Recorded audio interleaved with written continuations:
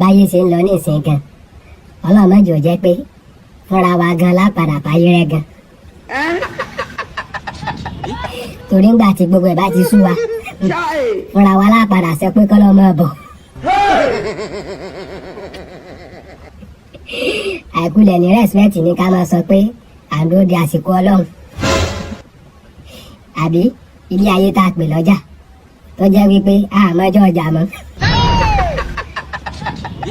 gbogbo ẹ ti dá páro ẹ má wulẹ̀ jà fi ìtìjú kárùn ẹ já sọ́dà everywhere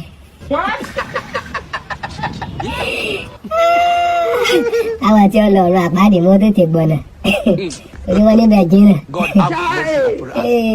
àwọn tá a sì lọ ọ̀dọ́ náà náà káyé tè múra kò jù bẹ́ẹ̀ lọ. 70 years old man. Koikimedia, we're bringing the world closer to your doorstep.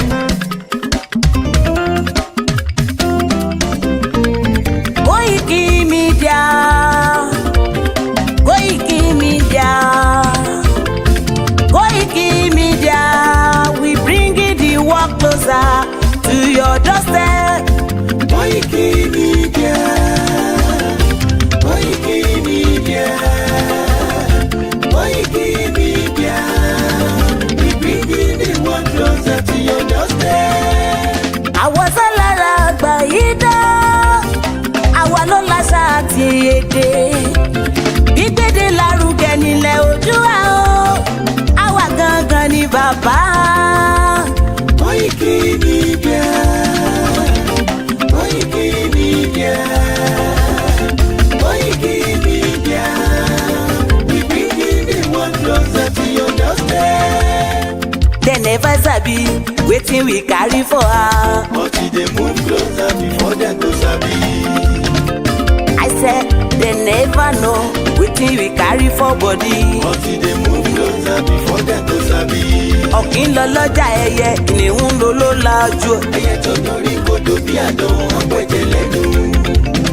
Ká ṣiṣẹ́ fún ilẹ̀ bàbá wa. Ká ṣiṣẹ́ fún ìlú bàbá wa. Ká jùmọ̀ sowọ́pọ̀ ká lè tó dúdú àga. Odùduwà kò bá lè gbé wá. Ọmọ Odùduwà ṣègìrì. Ẹ dìde fún ẹ̀tọ́ adúláwọ̀.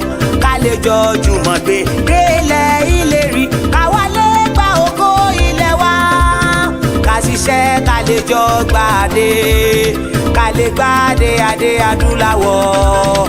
Àwa ni mọ̀lẹ̀ tí yóò tàn káàkiri. Ọmọ Odùduwà ni wá. Koikimedia, àwa là ń gbé tó lárugẹ. Ètò tó pọ̀jù owó tí wàá máa ní. Kásá ẹgbẹ́ polówó ọjà wà kájé bùgbà yín jẹ. Ètò tó pọ̀jù owó tí wàá máa ní.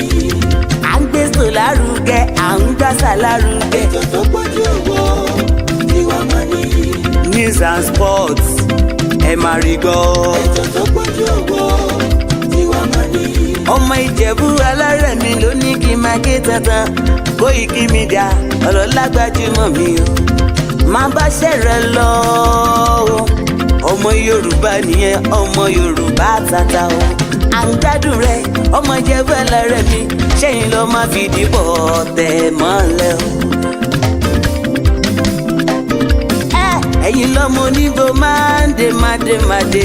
Ẹ̀yin lọ́mọ onígbò máa wọ̀ o. Igbó máa wọ̀ kájòjì ò gbọ́dọ̀ wọ̀. Àjòjì tó bá wọ̀ bẹ́ẹ̀ á tẹ̀lé ní ẹbọra. Ẹ̀yin lọ máa náwó kóyìnbó tó dé. Ìgbà tó yìnbó dé o, owó náà dẹ́ tún pọ̀ sí o. Koikimedia ṣàwa ní bàbá. Koikimedia àwọn ní bàbá. Koikimedia àwọn ní bàbá. Àdáńtọ́ àtúnpèrègèdè. Koikimedia àwọn ní bàbá. Àwa là ń gbé tó lárugẹ jẹ́ ká jọ gbọ́ o. Koikimedia àwọn ní bàbá. Àtúnjàfẹ́tọ̀ ilẹ̀ wa fẹ́tọ̀ ilẹ̀ Yorùbá. Koikimedia àwọn ní bàbá. Ọmọ Oòduà ni wá o tọkàntọkàn. Koikimedia àwọn ní bàbá. Ikú ṣe bí lébi òsì àdìmú bàbá iyọ̀. Koikimedia, àwọn ní bàbá. We bring you up closer to your doorstep. Koikimedia, àwọn ní bàbá. Afẹ́fẹ́ tó ń fẹ́ o tó ń kan kí oko lára ni. Koikimedia, àwọn ní bàbá. Àpèrègèdè Olódùmarè ló fún wa ṣe. Koikimedia, àwọn ní bàbá. Gbogbo ayé ẹ gbọ́ àwa ní bàbá o. Koikimedia, àwọn ní bàbá. Ẹ máa bọ̀ wá ẹgbẹ́ polówó ọjà yín wá o. Koikimedia, àwọn ní bàbá. Òdúdú alágbèdá ní òtítọ́ lágbèdá ní. Koikimedia, àwọn ní bàbá. Àkìsọ̀dálẹ̀ àkìsọ̀díkẹta. Koikimedia, àwọn ní bàbá. Àdúró tán àtúnpèrègèdè. Koikimedia, àwọn ní bàbá. Koikimedia we bring you up closer to your doorstep. Àwọn ní bàbá. Koikimedia is around. To give us latest. Is around o. Give us latest. Ladies and gentlemen, Ẹ mú kalẹ̀ sílẹ̀, ẹ tẹ́tí ẹ gbọ́ ètò tó kojú gbogbo. ladies and gentlemen, Ẹ mú kalẹ̀ sílẹ̀, ẹ tẹ́tí ẹ gbọ́ ètò tó kojú gbogbo.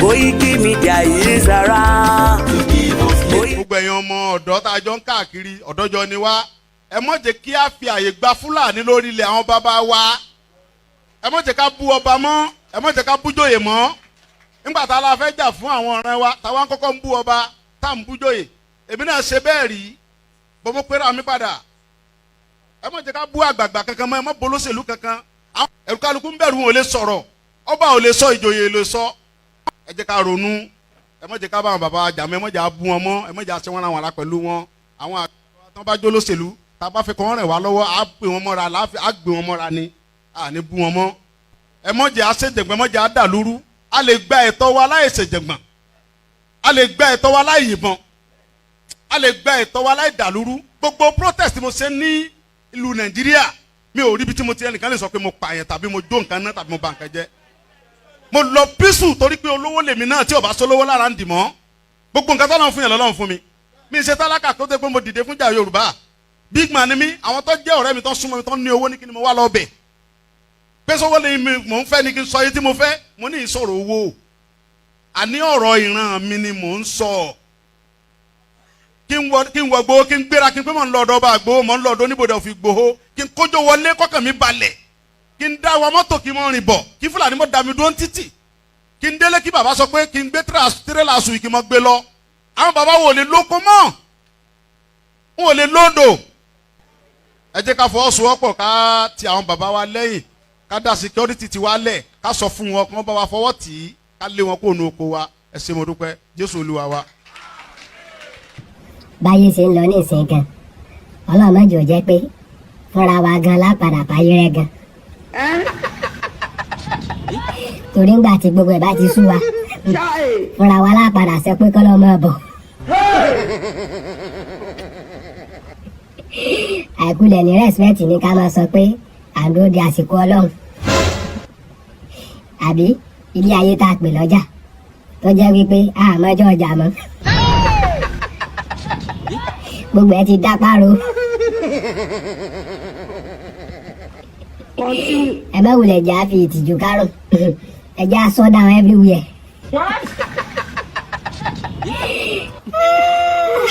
àwọn tí ó lọ ọ̀rọ̀ àpáàdé mọ́ tètè gbọ̀nà torí wọ́n níbẹ̀ jìnnà àwọn tá a sì lọ ọ̀dọ́ náà náà káyé tè múra kò jù bẹ́ẹ̀ lọ. 70 years old man.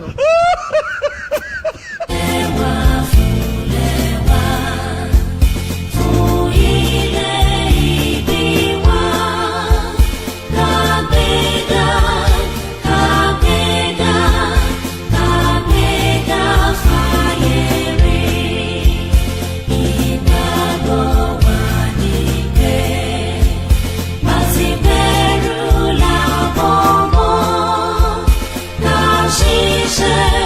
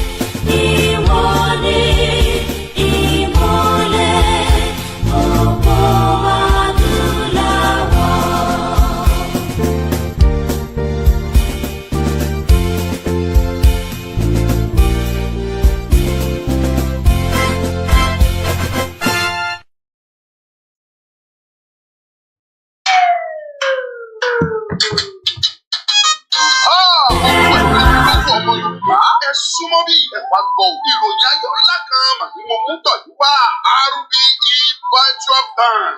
Èyí jẹ́ ọ̀kan pàtàkì lára àwọn ilé ìfowópamọ́ orí ayélujára tó ń rí sí rúbà yan owó tí a ṣètò fún orílẹ̀-èdè Yorùbá. Ìròyìn ayọ̀ náà tún ni wípé kò sí irú owó tí ẹ ò lè fi dúnàádúrà lórí RBE virtual bank. Ìbáà ṣe dọ́là tàbí owó euro tàbí pound sterling, West African CFA, Gambia dollars àti Libyan dinar. Bákan náà ni náírà Nàìjíríà ò gbẹ́yìn rárá. Ẹ̀yin lè kówó yín pamọ́ sí RBE virtual bank. Kẹ́ ẹ bá lè borí bọ́ lórí ọ̀rọ̀ náírà tó fojoojúmọ́ ń ṣojújú. Ó yá létí ẹ̀ mọ̀ pé rúbà kan ṣoṣo dọ́là méjìlá ni $12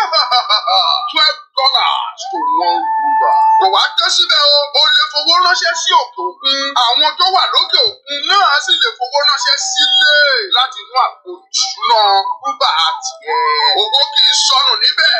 Ìfọ̀kànbalẹ̀ wà lórí owó tẹ́ ẹ bá fi pamọ́ sí ilé ìfowópamọ́ orí ayélujára yìí. Tètè lọ forúkọ sílẹ̀ lónìí kí o sì gba nọ́mbà ìdánimọ̀ tirẹ̀. Fún ẹ̀yin tí ẹ ń fi àlàyé lẹ́kùnrẹ́rẹ́, ẹ pè Bishop Adesina sórí WhatsApp nọ́mbà yìí +2349067050000 lẹ́ẹ̀kan sí +2349067050000. WhatsApp nìkan ni kí ẹ ti pe nọ́mbà yìí o, tàbí kí ẹ kàn sí wẹ́bsáìtì wọn ìyẹn ní www.rbebanking.org.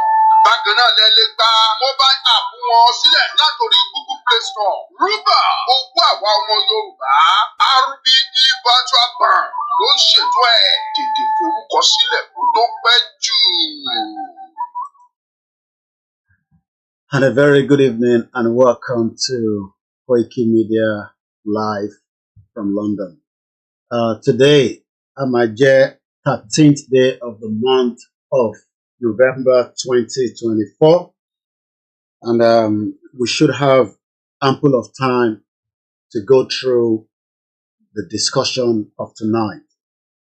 I want you to take a look at the topic, because every program has its own topic, and the reason why we put topic there is just for you to have a guide of what we want to discuss. So tonight, what I'm going to be discussing has got to do with two different areas. I'm going to be talking about the Church of England, and I'm going to go back to the final discussion on the Aregbesola that has now warned Nigerians that there's a war that is looming around the corner.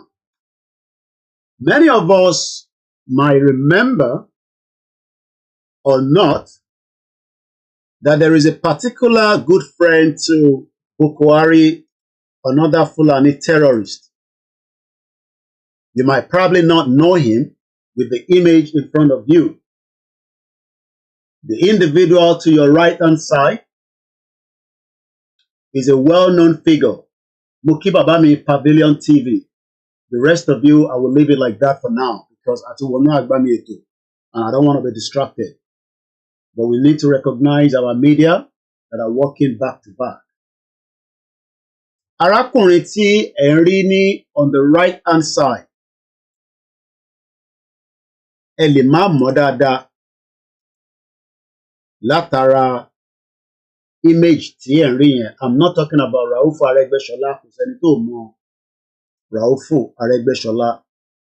But mo ń sọ nípa alàgbà tí ó wà lẹ́yìn mi, àbí tó wà níwájú yín rather, on the screen. I want you to take a look at him very well. He's a very, very important man in the United Kingdom and around the world.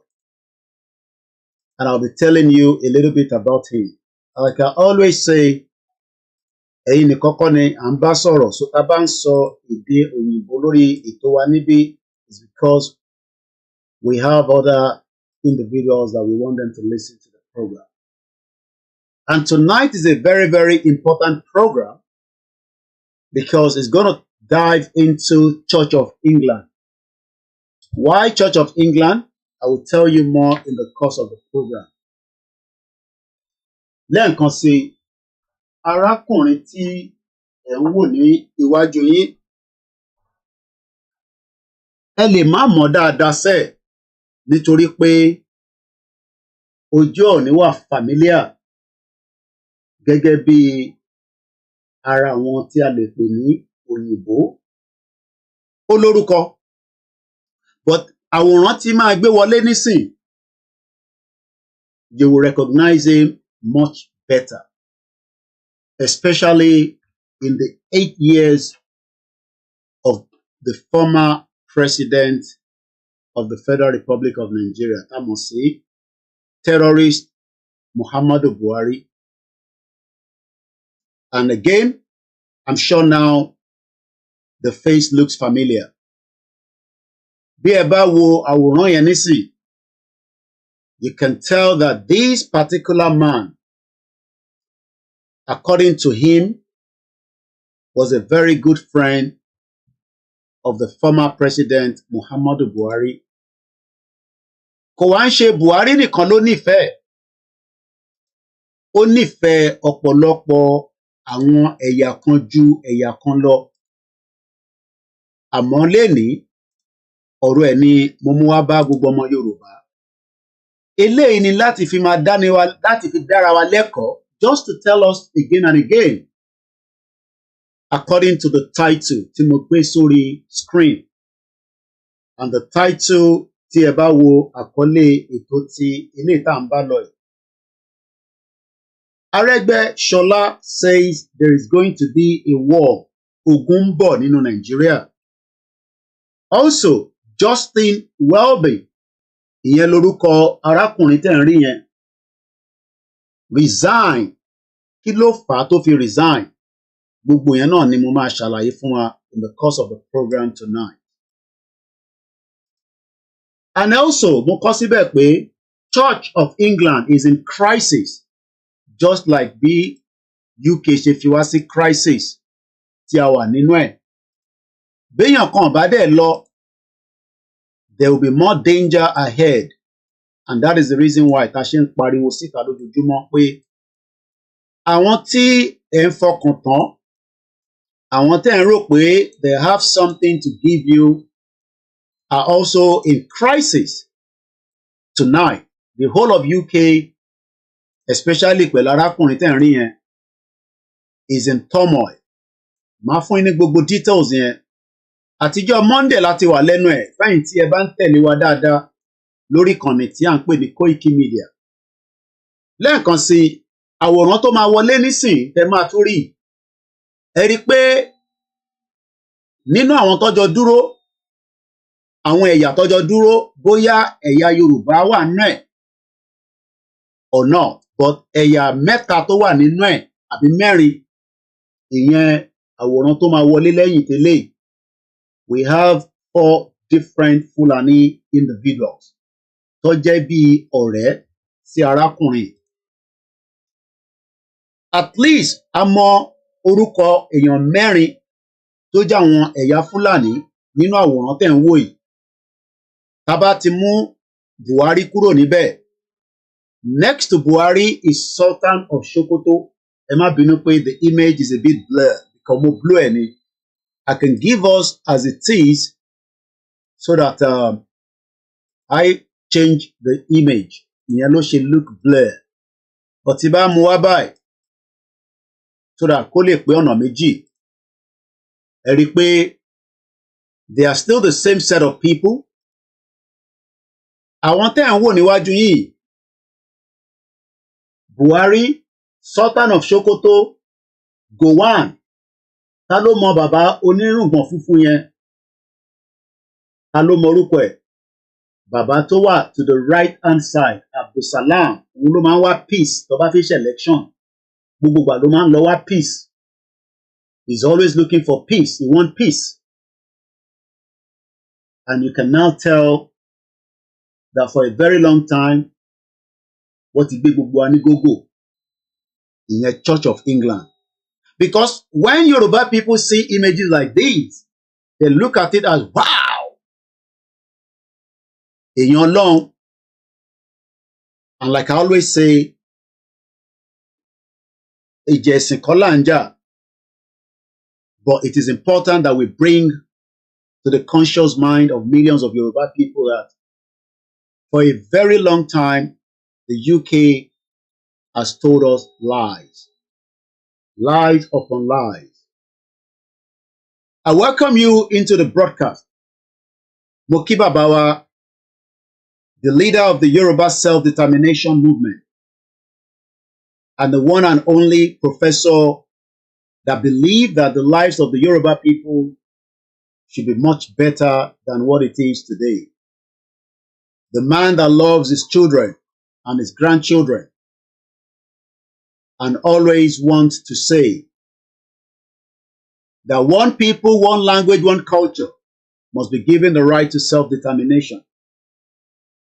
Gẹ́gẹ́ bí a ti ṣe mọ̀, bàbá yìí is pushing for us to be free quickly. But like I always say, Bàbá Akintoye ò ní sọ gbogbo ọ̀rọ̀ délẹ̀. He knows that we will leave Nigeria, but it will be a tough task. And he has been battling that task for the last 4 years.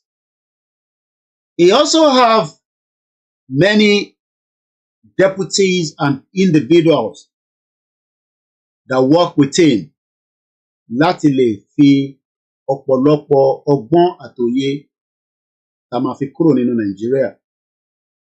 Àwa dúpẹ́ fún bàbá wa lẹ́ẹ̀kan sí i. K'Ọlọ́run jọ̀ọ́ nínú ọlá ẹ̀ kó jẹ́ ká rí wọn pẹ́pẹ́pẹ́. K'Ọlọ́run jọ̀ọ́ nínú ọlá ẹ̀ kó túbọ̀ jẹ́ kí bàbá pẹ́ ju bí a ṣe ń fẹ́ lọ. K'Ọlọ́run wá jẹ́ kí àsíá Yorùbá kí a lè declare lójú ayé wọn. But tá bá máa declare Yorùbá nation, all the sons and daughters of Yoruba must be fully ready to give him the final push láti lè jẹ́ kó ṣeé ṣe fún bàbá Akintoye. And what do I mean by that? We must be prepared for the painful task ahead. Kò dìgbà tí Biafra bá fẹ́ declare ní December 2nd ká tó gbéra. But it seems that àwa Yorùbá ń wá excuses láti fẹ́ fi ṣe tó yẹ káwa náà ṣe. We can tell the world tonight that we are prepared to exit. But it seems that àwọn kan wọ́n fa owó ago sẹ́yìn and they don't want Yorùbá to be free. Àwọn wo làwọn yẹn? Òun làwọn olóṣèlú àti àwọn balẹ̀ Yorùbá. Ó wá wà very disheartening pé kàkà káwọn ọba wa gbéra ńlẹ̀ ṣe ni wọ́n ń dàbí ìgbà tẹ́ pé wọ́n fa ìtàǹgbé yẹn wọ́n fà wálẹ̀. And we pray that they will understand the reality of what we are fighting for. Nobody hates all our kings. We love them so much. But ṣé bá ṣe nífẹ̀ẹ́ wọn làwọn náà nífẹ̀ẹ́ wa? I will leave that for you to judge. Ṣé báwa ṣe nífẹ̀ẹ́ wọn ká fẹ́ gbara wa sílẹ̀? Ṣé bẹ́ẹ̀ làwọn náà nífẹ̀ẹ́ tiwa? I will let you be the judge. But one thing is that we will leave Nigeria either by fire or by peace. But èyí táwa ń sọ bọ̀, òun náà ni Aregbesola tí a tún máa ń mú ọ̀rọ̀ lọ sórí ọ̀rọ̀ ẹ̀ ló ń sọ fún wa pé ogun ti wọlé dé o. Ẹ̀yin ọmọ Yorùbá, ẹ má sun àsunpara, ogun ó ń bọ̀. Wọ́n dẹ̀ ní tógun bá ń bọ̀, èèyàn á máa prepare fógun. Lóòótọ́ ọ̀pọ̀lọpọ̀ á máa ní ìbẹ̀rẹ̀ ogun la mọ̀, àmọ́ ìparí ẹ̀. Bọ̀ ṣé kò dá ká wà nínú ogun fún 3 years? Ká dẹ̀ lọ tún orílẹ̀-èdè yẹn ṣe for 47 years as against what the British is proposing. Because èyí tí British ń propose, ìyẹn ò ní favour wa, and that will be a very difficult one tá a bá lọ accept it. So the choice is in the hands of us, kò sí lọ́wọ́ bàbá Akintoye mọ́. But arákùnrin kan wà tó dúró gbọ́ngbọ́n tó dúró kí ni mo sọ gbọ̀ngbọ̀n arákùnrin náà ó jẹ́ kó yé wa pé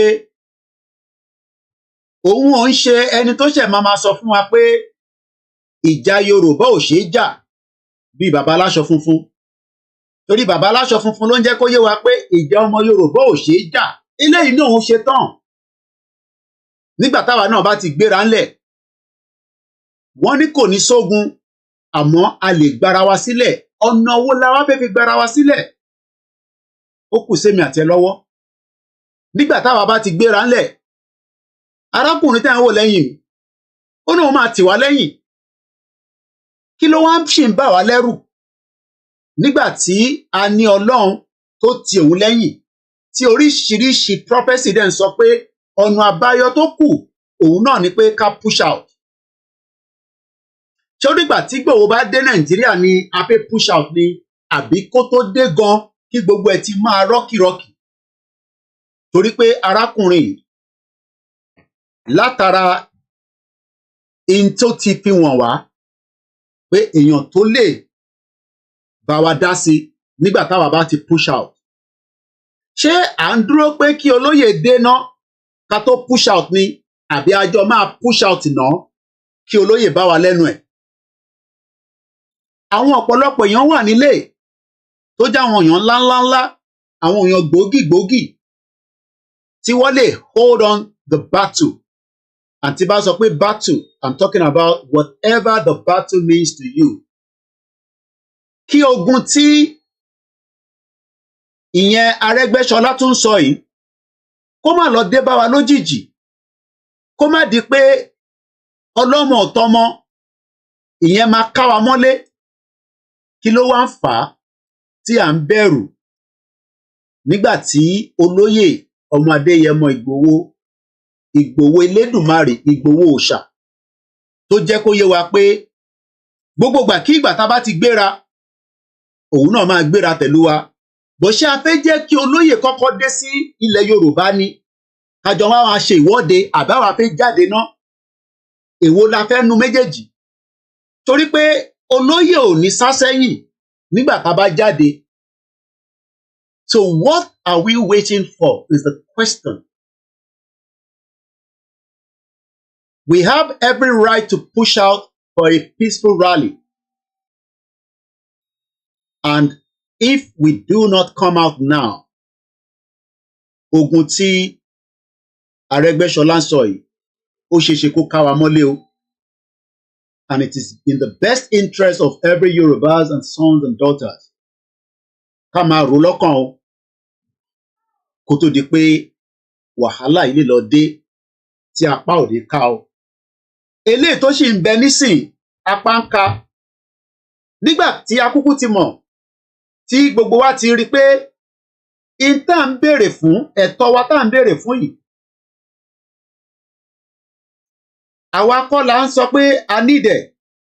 Kódà àwọn ìjọba gan sọ fún wa pé ẹ̀tọ́ wa ni right wa ni pé ká push out. Lóòótọ́ wọ́n sọ fún wa directly but wọ́n sọ fún wa indirectly gẹ́gẹ́ bí evidence tí a ní lọ́wọ́. And what are the evidences? A máa mú kan jáde fún yín nísìn. Because the evidence is pointing out that tabajade in tí àwọn olóṣèlú tó jẹ́ àwọn tó ń darí Nàìjíríà in táwọn náà sọ ni pé a lè ṣe lóòótọ́ kò ń ṣàwà ló ń bá sọ̀rọ̀ but in tó bá ti lè mú wọn máa sọ ilé níta we also have all the right in this world láti lè jáde síta gẹ́gẹ́ bí arákùnrin ṣe sọ̀rọ̀. Today, we are all witnesses to the heart-wrenching situation in Gaza and other Palestinian territories. We cannot discuss war and peace, conflicts and resolution, or humanitarian imperatives today without reflecting on the Israeli-Palestinian conflict that has been raging since 7th August last year. Of course, the conflict predates this period and has been simmering for a better part of half a century. What it tells us is that the international community has failed to live up to the spirit and aspirations of the United Nations. to reach the wall of inequality, violence and domination of one people by another. Justice is antithetical to revenge. Freedom is an inalienable right and a natural entitlement that cannot be denied to any people.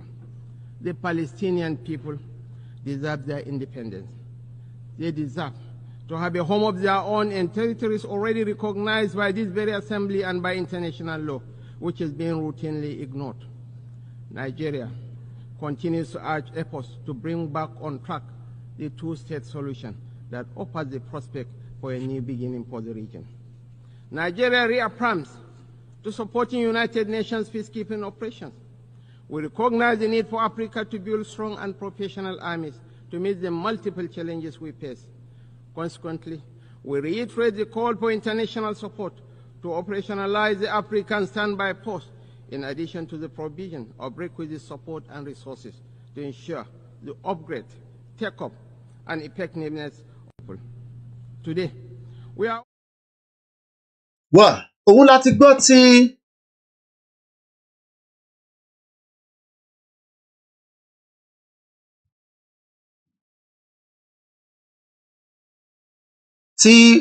Shaitima ti sọ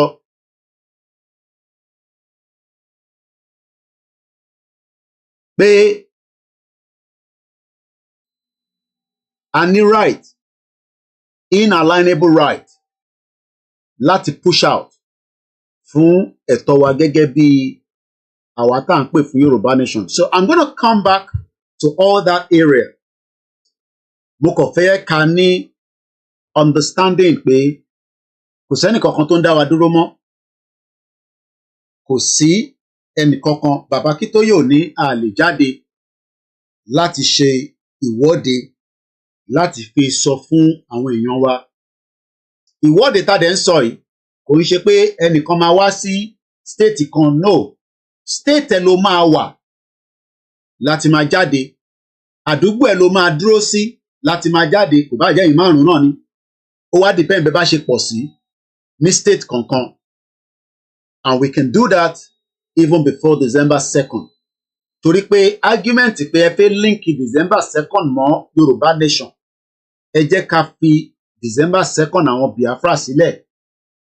Káwa fight fún right tiwa under the rules of self-determination, which is a right, and that right will be respected. So as we are now going to be diving into the discussion of the evening, we will be going straight to why is the Church of England tonight in crisis? And what led to the crisis? And why should we trust Church of England again? Because the same Church of England ni Buhari wá ń bá, ìyẹn Boko Haram, ni wọ́n jọ ń ṣe wọléwọ̀de for a very long time, about 8 years tí Buhari fi wà lórí oyè. Òun àti Church of England, ẹni tó jẹ́ adarí ẹ̀, lọ́jọ́ ń ṣe wọléwọ̀de. So what I'm going to be telling you us now is a lot of things that is happening within the last few hours. Látàárọ̀ ni ọ̀rọ̀ Church of England ló ti gba gbogbo UK pátápátá. And that is the reason why we are saying again to our loved ones that if you want us to exit Nigeria, trusting anything UK is not worth it at all. Church of England ló jẹ́ kó jẹ́ ibi tíyàn lè sá pamọ́ sí pé ẹ gbà wá o, ẹ ṣàánú wa o. But Church of England fúnra rẹ̀ gan, gbogbo àwọn tó sá pamọ́ síbẹ̀, they are all regretting it today. And that is the reason why we'll be going into the discussion in just a few minutes from now. My name again is Olayomi Koiki. You're new to the platform and you just want to support us and you don't know how. All the details are on the screen on how you can help this channel in terms of making it to grow and supporting it financially so that we can be able to do more and make sure that our broadcast continue to go on the different platforms and different places across the globe. as we are getting you ready to discuss this Church of England, once again, these are multiple images of Buhari and this particular man, tá à ń sọ̀rọ̀ ẹ̀ lálẹ́, tó ń pè ní Justin Welby. Ta ló ń pè bẹ́ẹ̀? Irú èèyàn wo ni? Kí ló ṣẹlẹ̀? Gbogbo ẹ̀ náà ni mo fẹ́ jẹ́ kí ẹ mọ̀ lálẹ́ yìí. Torí pé bí a ti ṣe ń sọ̀rọ̀ báyìí lálẹ́ yìí, rẹ́rẹ́ ti rún gan ní UK lórí ọ̀rọ̀ arákùnrin látara pé àwọn nǹkan kan ti ṣẹlẹ̀ tí wọ́n dẹ̀ sọ fún tí kò gbé ìgbésẹ̀ lé lórí. Once again, let's go straight to it. So I'm going to bring us to the BBC because that is where you all trust your news, even though people like us believe that the BBC is a broadcasting bias corporation. But let's make use of it because program that Lale, at least it will make a big impact on it. Church of England, the abuse scandal that led now to the Archbishop of Canterbury resignation. Arákùnrin tẹ́ ń rí has resigned. Kí ló fà á? Kí ló ṣe? Ẹ̀ṣẹ̀ wo ló ṣe tó fi ń resign? All this I will let you know in the broadcast. But let's move swiftly. Justin Welby has resigned as the Archbishop of Canterbury after facing increasing pressure to stand down over his failure to report prolific child abuser John Smith. Ìbéèrè ni mo ṣì ń béèrè lọ́wọ́ arákùnrin pé kí ló mọ̀ nípa Buhari táwọn ò mọ̀ tó lè sọ fáwa náà. Nítorí pé gbogbo ìgbà tí we were asking that Buhari is a terrorist, this man was shielding Buhari, making Buhari to the world as a good man. But according to the statistics, the same Buhari tó ń protect him made 29,000 Yoruba people to die in Nigeria. Mo kí gbogbo ẹ̀yin tí ẹ ti ṣe birthday àtẹ̀yin tí ẹ ń ṣe birthday àṣọpọ̀lọpọ̀ ẹ̀ láyé. Ẹ jẹ́ ká fi ẹ̀mí wa sínú program tó ń lọ lọ́wọ́lọ́wọ́ ẹ̀ torí pé ó wà very very important because I as a journalist I am starting to think about different things because the relationship tí bàbá yìí ní pẹ̀lú Buhari, tẹ́ bá wo relationship yẹn kò ń ṣe ojú lásán. And the question I'm asking him tonight is, kí ló mọ̀ nípa Buhari tó shield Buhari for 8 good years tí Buhari fi ń pa àwọn ọmọ ènìyàn nínú Nigeria? You can see these are not Photoshop. These are original images of himself and a deadly Fulani terrorist man tó ń pè ní Buhari. But ó wá ṣe ni láàánú. Let's just take this and I'll come back in a minute. Mo kí gbogbo alẹ́ nǹkan sí. Today, we are all witnesses to the heart-wrenching situation in Gaza and other Palestinian territories. We cannot discuss war and peace, conflicts and resolution, or humanitarian imperatives today without reflecting on the Israeli-Palestinian conflict that has been raging since 7th August last year. Of course, the conflict predates this period and has been simmering for a better part of half a century. What it tells us is that the international community has failed to live up to the spirit and aspirations of the United Nations to rid the world of inequality, violence, and domination of one people by another. Justice is antithetical to revenge. Freedom is an inalienable right and a natural entitlement that cannot be denied to any people. The Palestinian people deserve their independence.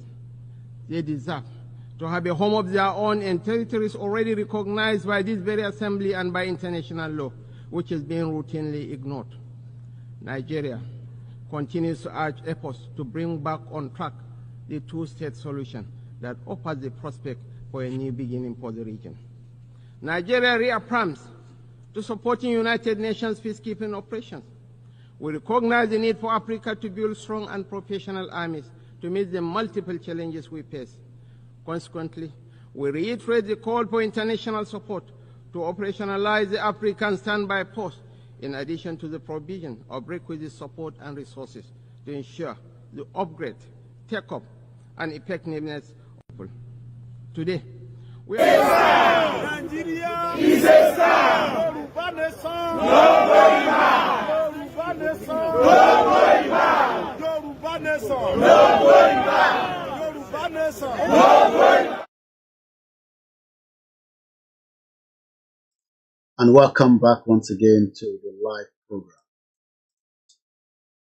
A ṣì ń béèrè lọ́wọ́ Justin Welby, kí ló mọ̀ nípa Buhari? What does he know about this former man that run Nigeria to the current situation that we are facing tonight? Is a question. Èmi kàn ń bí ni. Because the relationship between him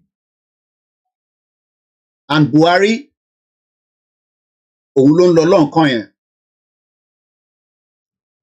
Mo fẹ́ ká kọ̀ dibẹ̀ yẹn mú. So yẹ ká padà sórí átíkù yẹn.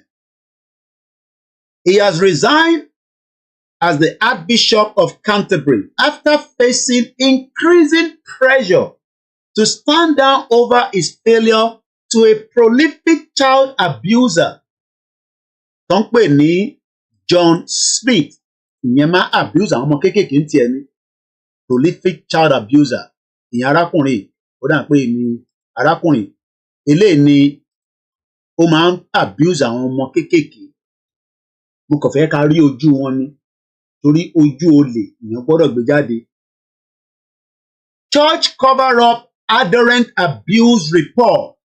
John Smith, QC ni o, àwọn tó ń pè ní QC, equivalent to Senior Advocate of Nigeria, is believed to be the most prolific serial abuser to be associated with Church of England.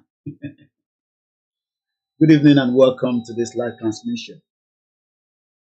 I just want us to start thinking, pé ṣé Buhari náà was a prolific terrorist that Justin Welby was protecting, so that tó bá ti ń ròhùn àti Buhari, wọ́n rí àwọn méjèèjì lọ́jọ́ ń wọléwọ̀de ó yá bá kí mi nílé káwọn èèyàn tètè mọ̀ pé èèyàn dáadáa ni mí. But knowing fully well that this man tó ń pè ní Buhari was a terrorist, head of the terrorists. Ìbéèrè là ń béèrè níbí báyìí, àìtí ìbáyìí nìkan kan jà. Ẹ jẹ́ ká lọ sọ́dọ̀ Channels Television 2017. Archbishop of Canterbury, ìyí tí ó tọ́jú èèyàn pamọ́, tí ó jẹ́ a prolific child abuser. Mo kàn fẹ́ ká máa note it down. Tẹ́ bá ní pen ẹ lè máa kọ sílẹ̀ kẹ́ má gbàgbé ibi tá a sọ̀rọ̀ dé. Ṣé rántí pé arákùnrin òun ni wọ́n pè ní kò ń ṣe Justin Welby ni child, ẹ má mix ẹ o, but òun ló shield bàbá ẹ̀ tí wọ́n fi lè mọ̀ pé eléyìí o, it's a most prolific serial abuser. Kí ló ń pè ní abuse? Many Yoruba people has been abused for the last 64 years. But ká tẹ̀ sọ pé àmọ̀ nípa yẹn. But I'm asking Justin Welby, what do you know about Muhammadu Buhari, the terrorist man? Táwa ń pariwo lójoojúmọ́, because ká tẹ̀ sọ pé Yoruba nation bẹ̀rẹ̀ ní 2019. Archbishop of Canterbury was well aware that the Yoruba people were pointing finger to Buhari for the death of millions of Nigerians. Ó ṣe ni Archbishop ṣe ló ń bò mọ́lẹ̀. Èyí tó yẹ kó lo position ẹ̀ láti fi bá wa sọ̀rọ̀ síta pé terrorist ni Buhari, ṣe lòun àti Buhari ṣe ló máa ń wọlé wọ̀de àmọ́ tó ń sọ. But a ti wá mọ̀ pé ó protect arákùnrin kan tó ń pè ní John Smith yẹn lójú ilé tẹ́ ń wò ní bíbá. Prolific ilé máa abuse àwọn ọmọ kéékèèké ni. Àwọn ọmọ bí ọmọ ọdún mẹ́ta, ọmọ ọdún méjì, ó ṣàtìyẹ yín ká má fi gbogbo ẹnu sọ̀rọ̀. Prolific, tó bá sọ pé nǹkan prolific, ògbólógbò ẹni tó mọ̀ nípa máa tọwọ́ bọ̀ dé àwọn ọmọ kéékèèké ó lélẹ́yìí. À ń bọ̀ lọ́dọ̀ ẹ̀. But ìtẹ́mi kàn fẹ́ máa link mọ́ ni pé kí ni arákùnrin tó resign lénìí kí ló dé tó sọ fún wa nípa kí ló mọ̀ nípa Buhari táwọn ọmọ? What does he know about the former president Muhammadu Buhari that we don't know? But let's go to 2017, according to the channel's page. Archbishop of Canterbury visit President Buhari. The Archbishop of Canterbury and the most senior bishop in the Church of England. I haven't told you that Church of England was involved in slave trade. That one is for another few minutes.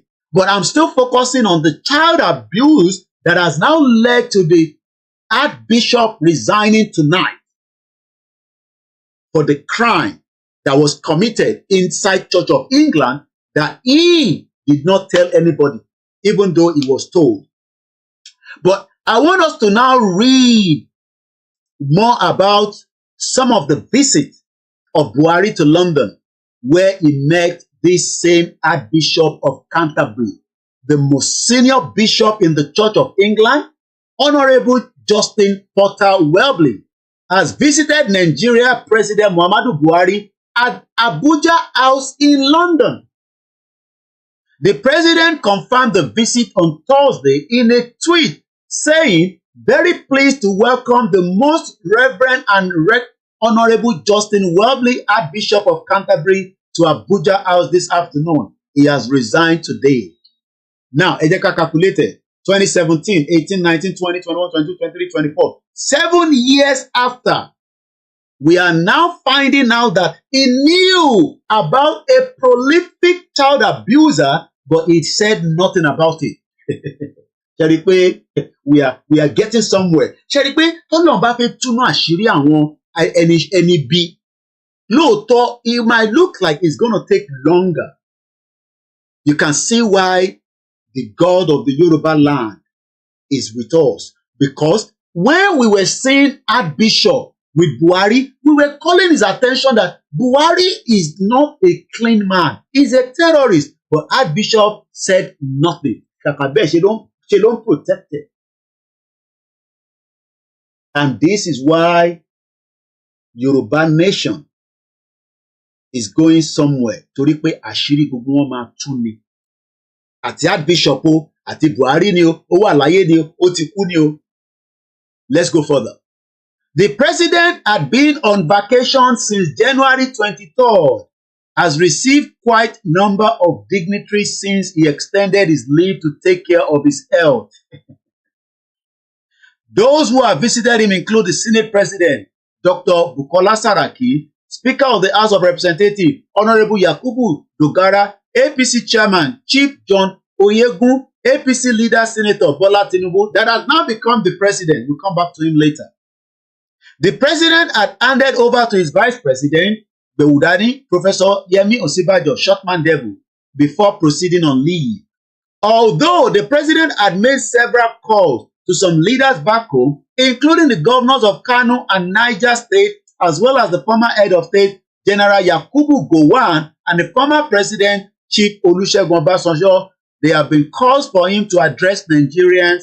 You know, when Buhari came, he was just sitting in London as if, London was his home, because he was being protected by this man known as Justin Welby. Because if anybody take picture with Justin Welby, you must be a good man. You must be a man that I welcome you all as you're coming in. Because it will take us out of the program.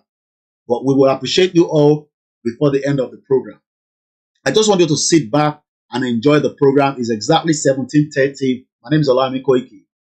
And we are reviewing why Justin Welby, the Archbishop of Canterbury, had to resign after 11 years in the post.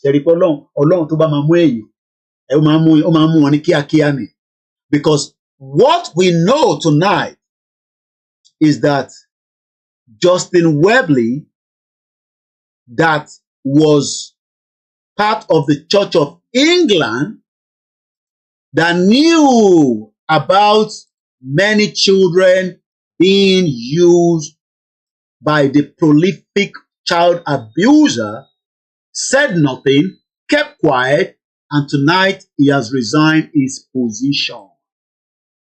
Hallelujah.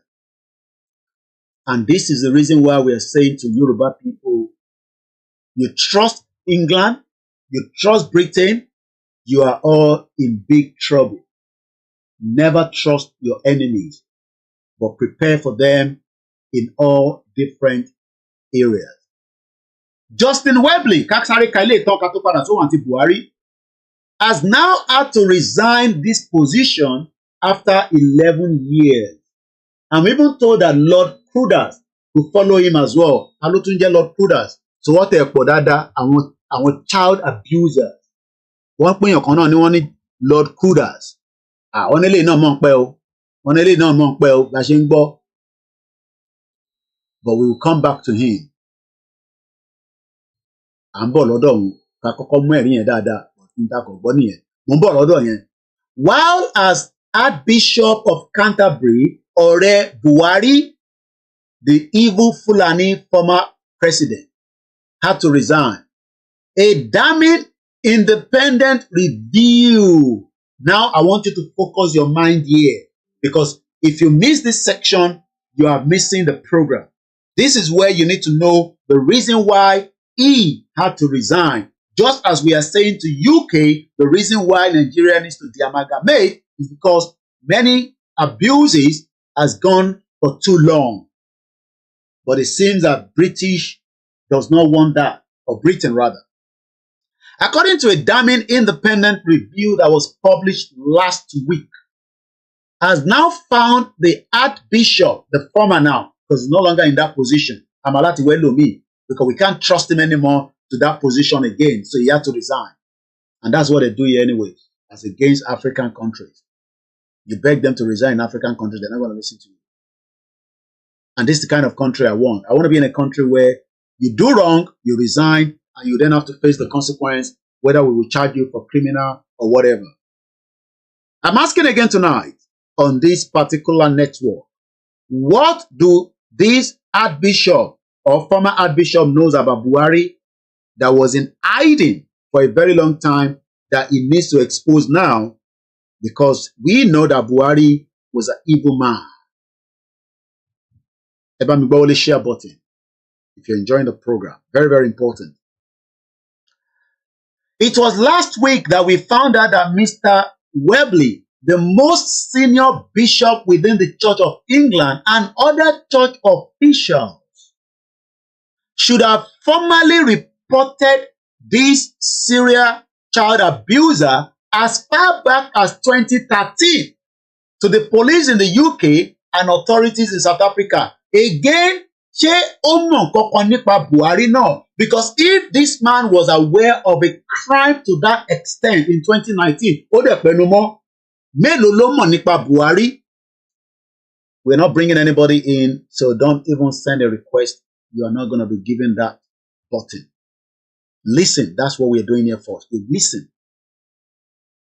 What I'm asking tonight is, ǹjẹ́ if we are now being told that Arakunle, this particular one, ojú ele ten wo yìí, baba prolific child abuser leleyo, bó ṣe rojú ẹ̀yẹn, and this is what they've done in Africa. This is what they've done to our psyche by telling us that, oh, we should remain in one Nigeria because they are white people. Lies upon lies. This is the time that you need to wake your mind away from the atrocity of Britain 1914 amalgamation by a white man called Lord Lugar. What a tupuni Lord. And I wonder why Yoruba people, intelligent people, wants to allow white people to tell them what to do if we are not being stupid. Now, let's go back to Archbishop. Good evening and welcome. Mo ní màá kí gbogbo yín tẹ́lẹ̀, but ẹ jẹ́ ká jẹ́ kí ètò yìí ti fẹ́ parí. Gbogbo yín náà ni mo rí, ẹ bá ń gbọ́ wọlé share button. So, I'm just trying to figure in my head, Archbishop knew in 2013 that somebody was a prolific child abuser. He did not tell the police. What does he know about Buhari as well that we are now asking him? Maybe this is the time he might want to confess his sin. Archbishop of Canterbury has committed a sin for not telling us why a prolific child abuser was not reported to the police and the South Africa authority. And tonight, he has now had to resign his position. Buhari is no longer coming to London. Hallelujah. He's now fit and strong. Amazing time to be alive. The same Buhari that in 2017 spent all his life in the UK, according to Channels Television, that he had to even address people from London. The same Buhari has not traveled to London as how many, somebody say no volume. You better remove your earpiece and go back into the program. Because my people are telling me it is very loud and clear. Buhari, in January 2017, spent all his days and weeks and months right here in London, while many Nigerians did not have access to good medical care. But that is not my problem on that. My problem is, what does Archbishop of Canterbury knows about Buhari that he might want to reveal to us tonight? Because the relationship he had with Buhari is not a normal relationship. It is a relationship of somebody protecting a terrorist. Because we know that Buhari was a terrorist. But yet, this same man that was protecting John Smith, a prolific child abuser, I'm told that the reason why he resigned was that he turned a blind eye. Failure to act promptly, the process was slow to act. He was protecting this child, the most prolific child of Syria. They even put Syria. You know, you normally watch that movie. They say a serial killer. This one is Syria child, prolific Syria abuser. Is a British barrister. Horrific and a violent abuse of more than 100 children, both young men, was covered up within the Church of England for decades. Not 10 years, not 20 years, not 30 years, for decades. Barrister John Smith QC is believed to be the most prolific serial abuser to be associated with the Church of England. A long-awaited independent review found it, just like the way we found out that Church of England was involved in slave trade. This Church of England, they are good at anything. And this is, our mother here says, Margaret Bijok says, Buhari, like many others, take offenses to do their personal things. Keep the comment coming. Now that this man have died at the age of 77 in Cape Town in 2018, but Church of England, the former Archbishop of Canterbury, knew that this man was a prolific child abuser, but he said nothing to anybody. I'm asking him now, what does he know about Buhari that he might want to confess his sin? Ogbodowa confess his sin. QC John Smith died age 77 in Cape Town in 2018. He was accused of attacking boys at his Winchester home who he had met at a Christian summer camp in Dorset during the 1970s and 1980s. So all this crime was happening in the 70s and in the 80s, just as the crime against individual indigenous people was done by Britain after a fraudulent amalgamation. And this is the reason why we need to continue to tell Britain that we can no longer live in your cocoon lies, that you have created a country of your choice. On a publication of findings, the Archbishop of Canterbury apologized again to victims and said John Smith's abuse had manipulated Christian truth to justice to justify his evil act. John Smith Otikunisi had also worked as a barrister representing morality campaigners Mary Whitehouse while he ran the camp for young evangelical Christians. According to the report of his physical abuse were revealed in an investigation by Channel 4.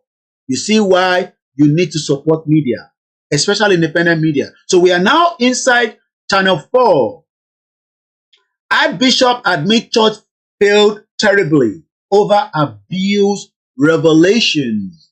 The Church of England has tonight apologized unreservedly after Channel 4 News investigation revealed that a prominent Anglican and evangelical and a former colleague of Archbishop of Canterbury is alleged to have severely assaulted boys and young men for decades.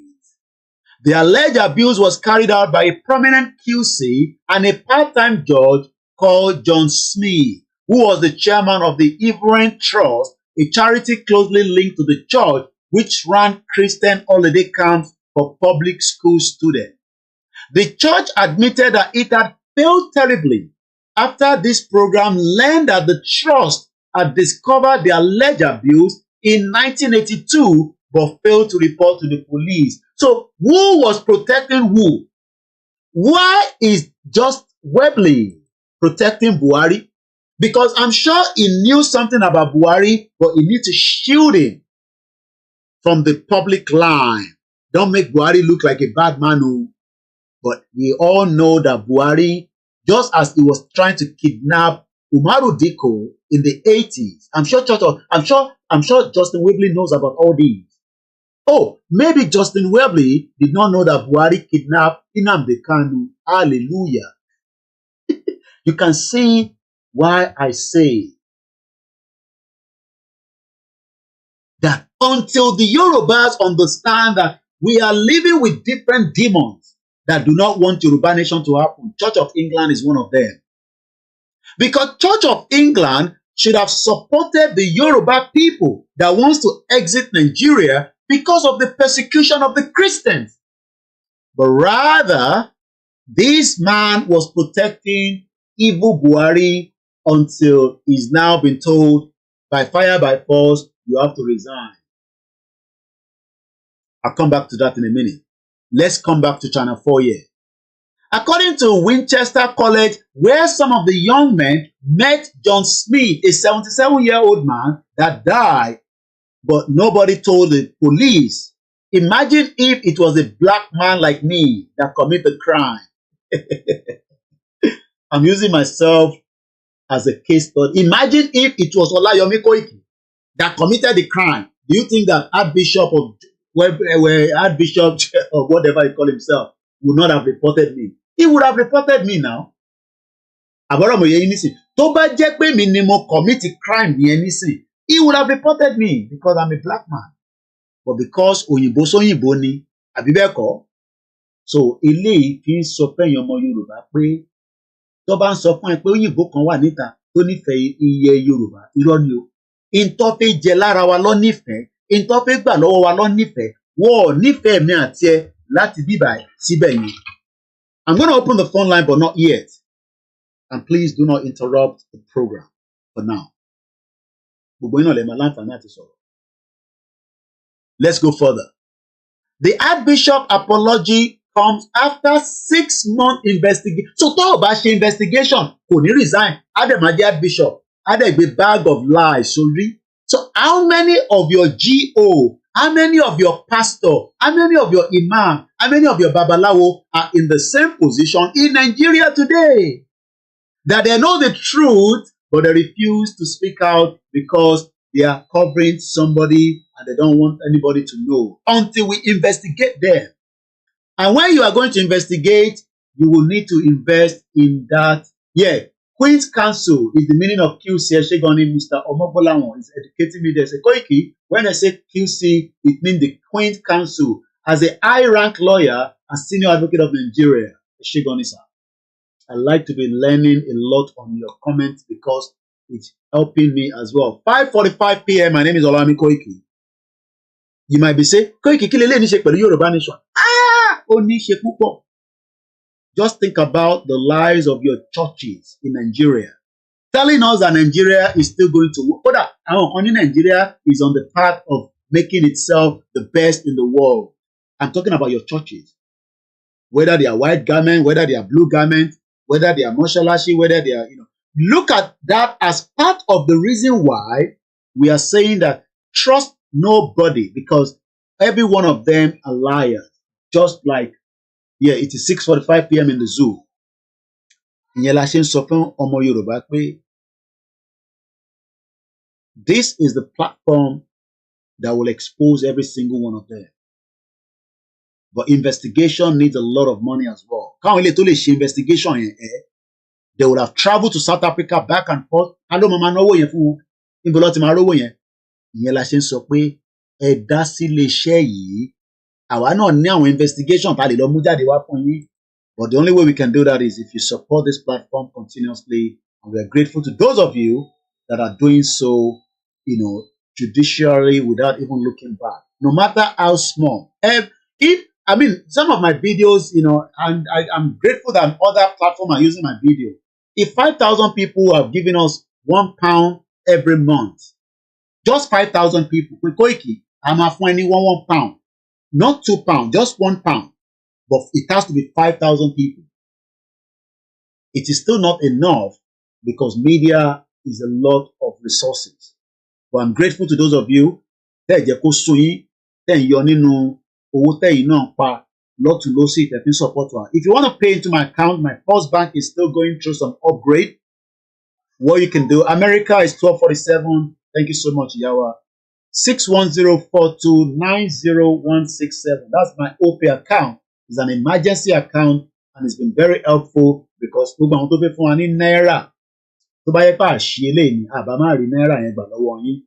very happy that most of you are contributing into it most of the time. But the First Bank is still have access to it, but it's going through some upgrade.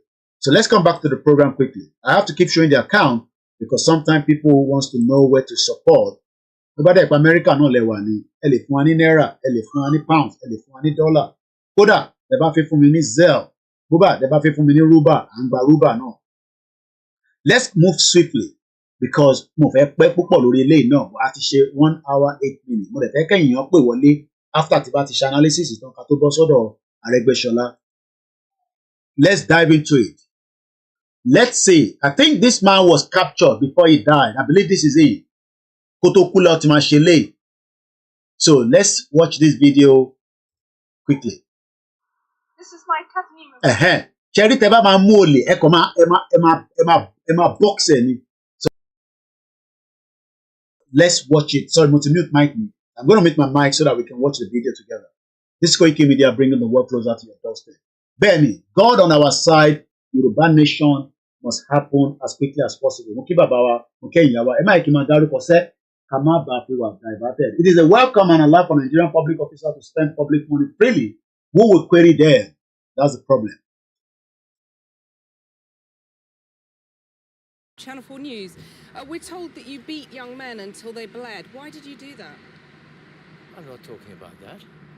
Well, did you do it? I'm not talking about that at all. Well, one victim told us that you drove him to attempt suicide. Do you have any regrets for that? I'm not talking about this. I'm sorry, it's... Don't the victims deserve to hear why you did it? How did you know I was here? Don't the victims deserve to know? Did you hear that? How do you know I was here? I got a call from US. I love your calls. I love your feedback. But don't call me and be asking me I should give you my own information for my only consumption. And let me explain what that.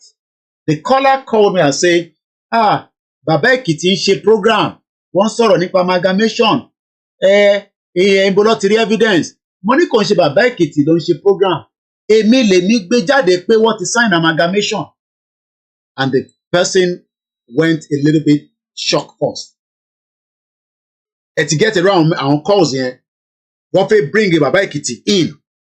But nígbà tí wọ́n sọ pé èmi gangan ni mo kọ́kọ́ gbé jáde pé wọ́n máa start to sign amalgamation.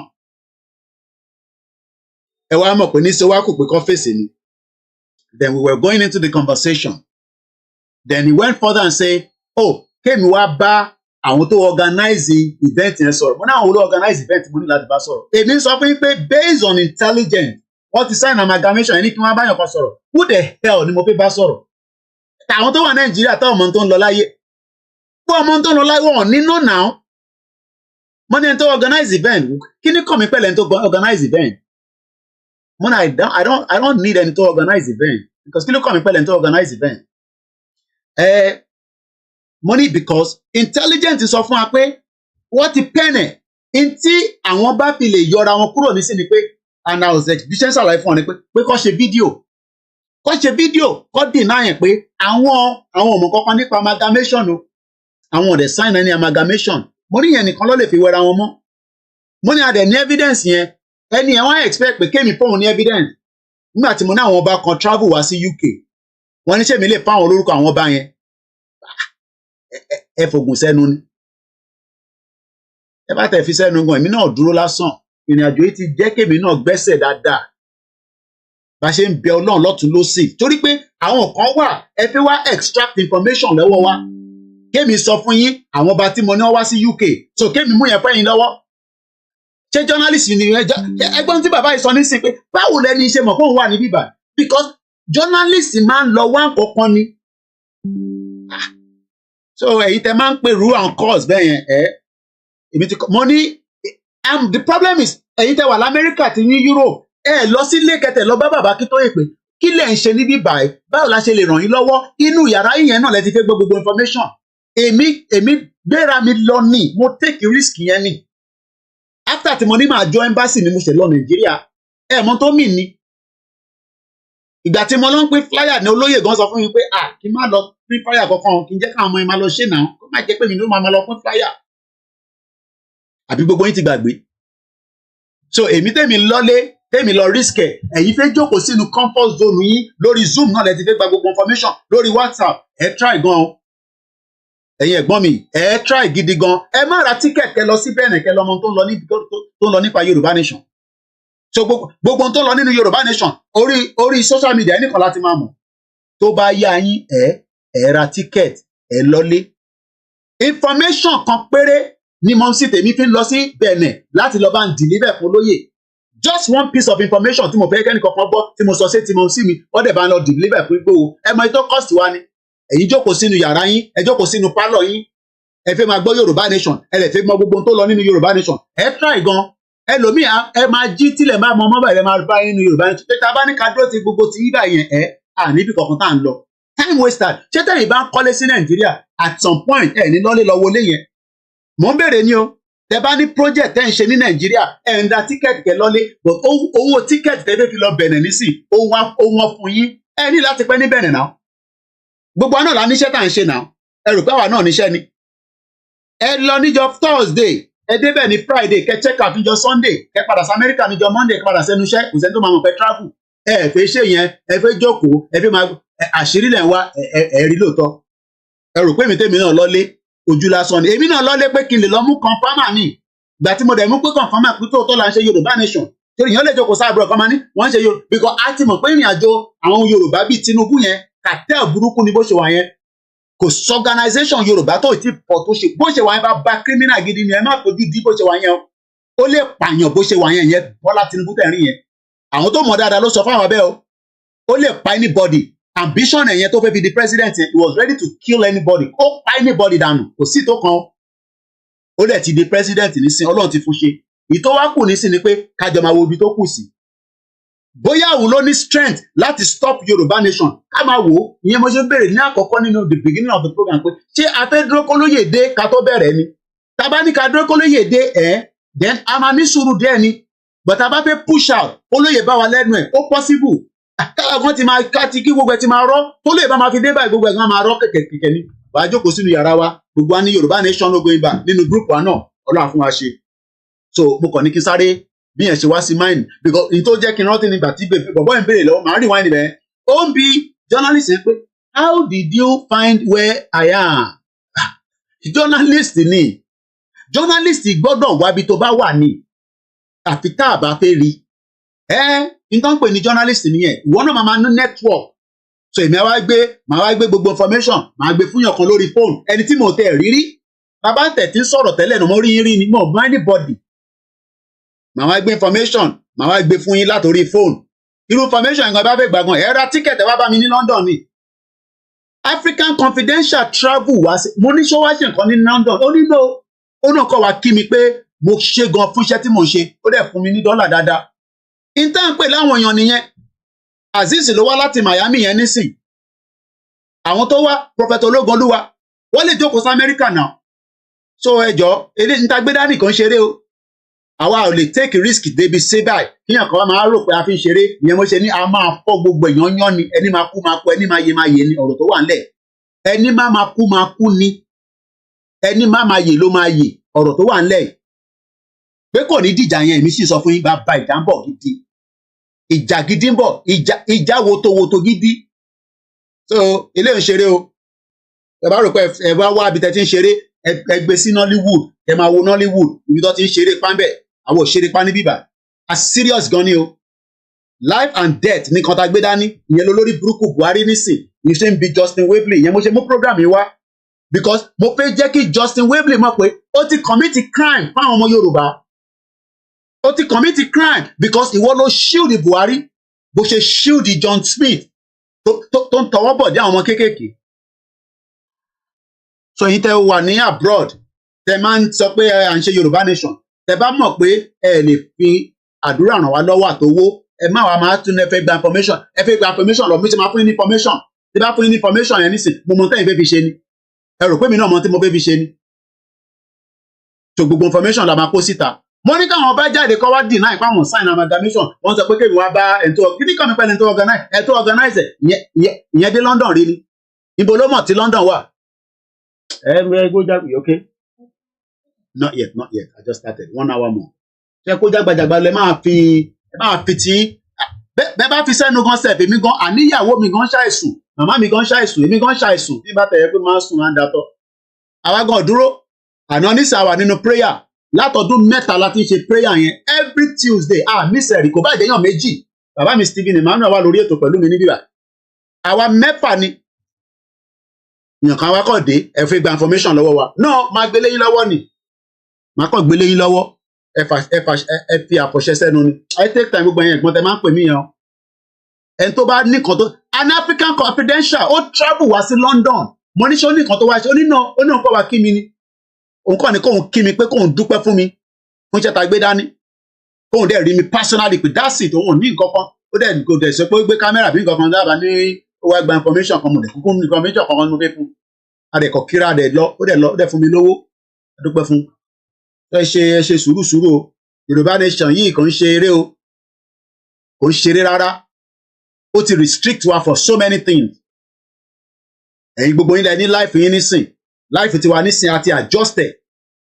ẹ rò pé mi náà fi máa káàkiri bí ẹ ṣe níwò nímọ̀ ni gbogbo yín nísìn lẹ ti ra ticket ẹnu ẹ̀ bá tẹ̀ lọ Nàìjíríà Ọlọ́run jẹ́ kí Nàìjíríà tẹ̀ ti dàrú bí fọ́dẹ̀ ní tẹ̀ àdúrà tèmi nìyẹn níwò ẹni bá ń lọ náà èyí tẹ́ bá ṣáà ní American passport ẹ ṣáà make sure pé passport yín yẹn ẹ mú dání British passport yín Canadian passport tó bá dẹ̀ pé indefinite náà ni mo ní kẹ́ má lọ lé o but ẹ prepare for any eventualities èmi ò sọ pé kankan máa ṣẹlẹ̀ ní December o èmi ò ṣe wòlíì o tó bá dẹ̀ ti ṣẹlẹ̀ ó bá anybody náà níbi tí bá wà náà ni ogun máa ń káyàn mọ́ anywhere náà ni nígbà tí tó wá bọ́ǹbù ìlú yìí ó ká èmi náà mọ́ bíbá ẹni 2005 probability wa pé ó lè jẹ́ pé èmi náà ni máa wà lára àwọn 51 yẹn Ọlọ́run ò kọ́ bẹ́ẹ̀ ni ṣèkíyàn kan máa fún wa ní fàbú pé ìbẹ̀rẹ̀ ogun la mọ̀ ìbẹ̀rẹ̀ ogun jágbajàgba náà òwe jágbajàgba kálófin máa mọ̀ kálófin máa gbọ́ yẹn ẹ jẹ́ ká padà sọ́dọ̀ prolific child abuser ká tó wá lọ sọ́dọ̀ ká tó ṣe yẹn bí a máa wá open phone line tó yà lè dáhùn tó fi dá sí some of you that have intelligence bí abẹ́ mi ṣe gbé kalẹ̀ yẹn bí ẹ̀yin náà ní kankan tẹ́ fi àdìmọ́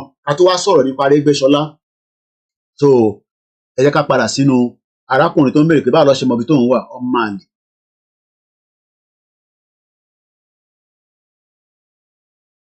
Do you have any regrets for that? I'm not talking about this.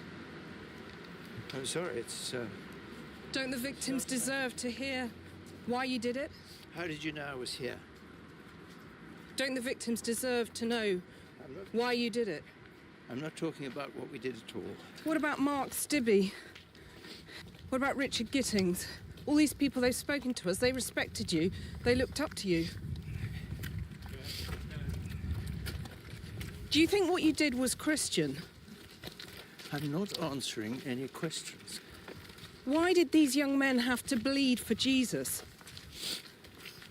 no question of that at all. Mr. Smythe, when will you face justice? He didn't face justice because somebody protected him from facing that justice. That is this man. Bàbá tẹ̀ ń wò lẹ́yìn mi tó pè rẹ̀ ní Archbishop of whatever. Bàbá just like Aregbesola tí kò jẹ́ ká rí justice ó wá ṣe ń gbẹ́nu jàgbàjàgbà jáde nísìn ó sọ fún wa pé revolution ń bọ̀ Nàìjíríà. So I hope we are getting the message that we are trying to portray tonight. Pé Cherry, what he damaged, a lot of things have been damaged. A lot of lies have gone too far. Especially the lies from this country called UK. Irọ́ wọn ti pọ̀ jù. Ògbólógbò irọ́, Nigeria will be better. Nigeria will be this. Irọ́ ló wà níbẹ̀. Irọ́ bẹ́ẹ̀nbẹ́ẹ̀bẹ́. Irọ́ bẹ́ẹ̀nbẹ́ẹ̀bẹ́. And I don't want to go kan wá bí akaru wá fídíò kan sí kákọ̀ fi gbọ́ nǹkan tí Archbishop sọ. Ṣó release audio náà àbí kí ló fi resign. Kí lọ bí a máa rí fídíò. Archbishop of Canterbury. Irọ́ ìtẹ́mi náà ń sọ àwọn ilé voice over ní èmi náà ti ṣe voice over náà pé gbọ́ ibi tó ti ń sọ. Archbishop of Canterbury. Ok, ẹ jẹ́ ká gbọ́ BBC tí BBC yẹn máa dàbí ẹ jẹ́ ká gbọ́ ti BBC ẹ kúkú like BBC. So I will now open the phone line in case you want to say something on this. Yeah, you know, ní area tẹ́tẹ́ fi gbé wọlé pé Koiki wọ̀ tẹ̀ rántí touch bíbà. Bẹ́ẹ̀mi ṣe wo ni mo ṣe gbé kalẹ̀. So maybe you might have something to add to it as well.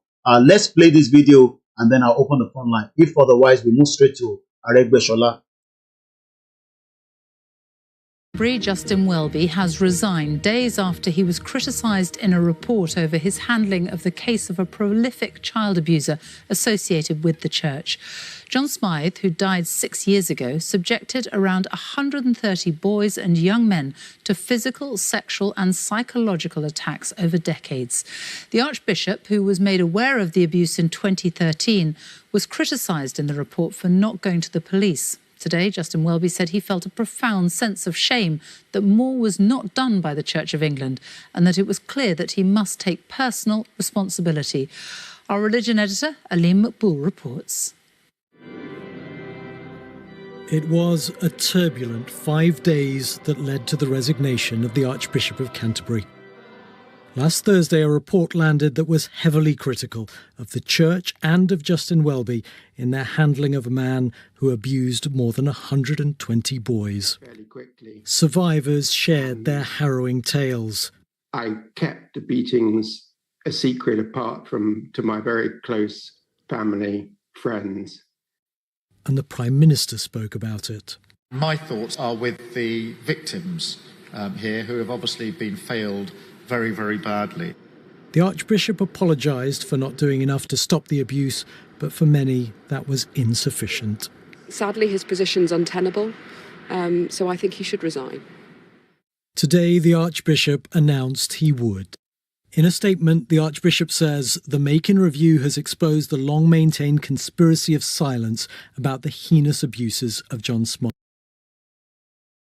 You need to come and tell us about Buhari as well. This one that you are talking is just for the prolific John Smith that you defended and protected. You need to come and also explain to us what you know about Buhari. You need to come and tell us what you know about President Muhammadu Buhari, the former president of the Federal Republic of Nigeria.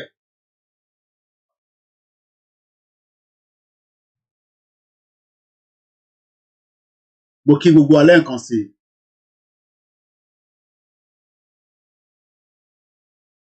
Ó gbọ́dọ̀ wá sọ fún wa in tó mọ̀ nípa ẹ̀.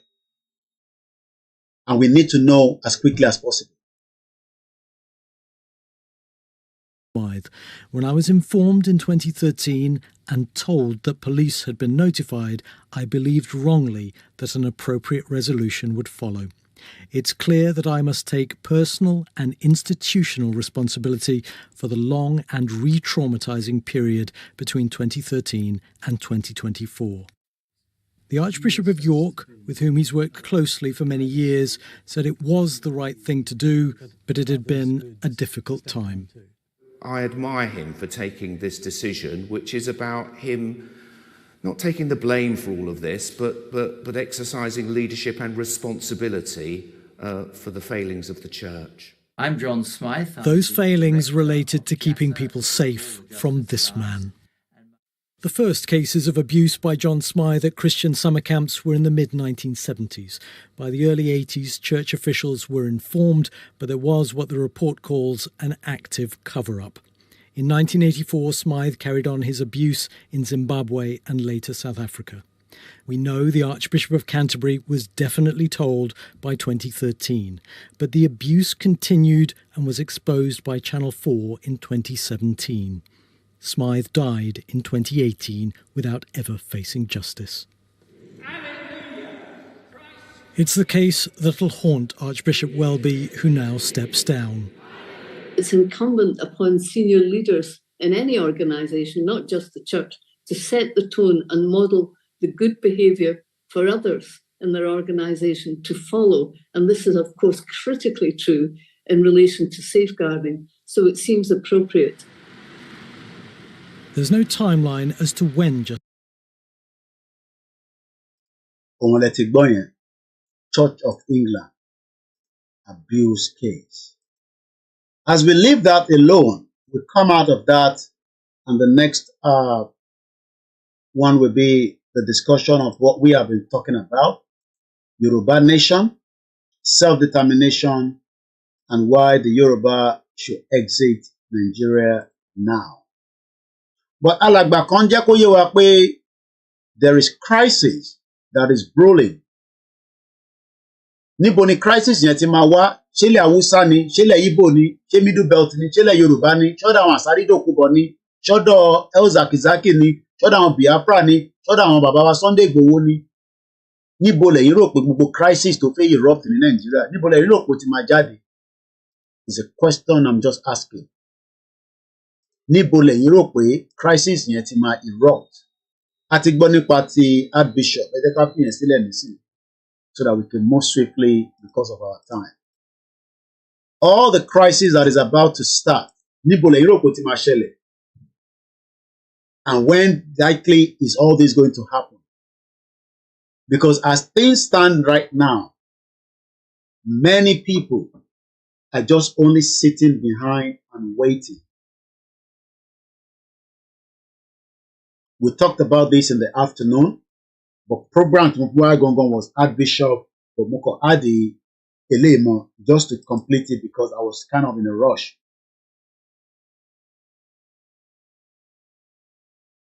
I'm asking the question. Kí lẹ̀yin rò? Mo kí gbogbo èèyàn wa tẹ́ wà lórí ìjókòó. The line is +44 74 044 05917. Aregbesola ń sọ fún wa pé ká lọ máa múra sílẹ̀ o nítorí wàhálà tó ń bọ̀. Mo kí èèyàn wa a lè máa kí yín nísìn bí ẹ ti ṣe ń wọlé ní méjì mẹ́ta. What do you think? Láti ọdún mẹ́rin láti ń wọ́n àwọn governors wa, àwọn ex-governors, àwọn ex-politicians lórí ọ̀rọ̀ yìí, bó ṣe ni wọ́n bá wa dá sí. Ẹ jẹ́ ká lọ sọ́dọ̀ kọ́là wa tó ń bọ̀ ká gbọ́ láti ọ̀dọ̀ wọn. Hello kọ́là. Hello sir. Ẹ kúrọ̀lẹ́ sà. Ẹ káalẹ́. Ẹ kúrọ̀lẹ́, ẹ káalẹ́ lọ́dọ̀ yín. Ẹ káàbọ̀ sórí ètò yìí. The plan is coming from every angle in Nigeria. Níbi tí ọ̀rọ̀ dé, níbi tí wàhálà yẹn máa tó dé. See, I'm everybody, I'm choosing my two. I want to die as hero. Cherry, everybody was just sitting down to take steps. So it's coming from all over angle in Nigeria. We have gold, we have uranium, we have columbite, we have everything that can make this country better. And we became a game in 275. Could it have anybody? Okay. I'm going, sir. Anybody to make it draw this in 2075. Okay. Do you know my age? Do you know what my age will be that time. Kò ní ká fún anybody, the British know, ayé wọn máa bàjẹ́. Gbogbo ẹgbẹ́ méjèèjì ló ti fún fine. I am a Christian, I go to church. If my pastor tó bá sọ bẹ́ẹ̀ ní ẹsẹ̀kẹsẹ̀ ní máa dìde, ayé ọ̀gá. See, the thing is coming. We should actually go to the to never carry this one. These people are controlling the mind of everybody. They are keeping quiet. Nígbà tí wọ́n sọ wípé everybody máa lọ church mọ́. One of them stood up. One of them stand up. Okay, but they came out and stuff. But for the life of the people, for the humanity, give it to criticism. Only love your neighbor as yourself. Aside that, there is no law again. Whether you are a Christian, whether you are a Muslim, whether you are a somebody is not going to wait for 2075. Professor Fawon wants to tell you, I get you for you.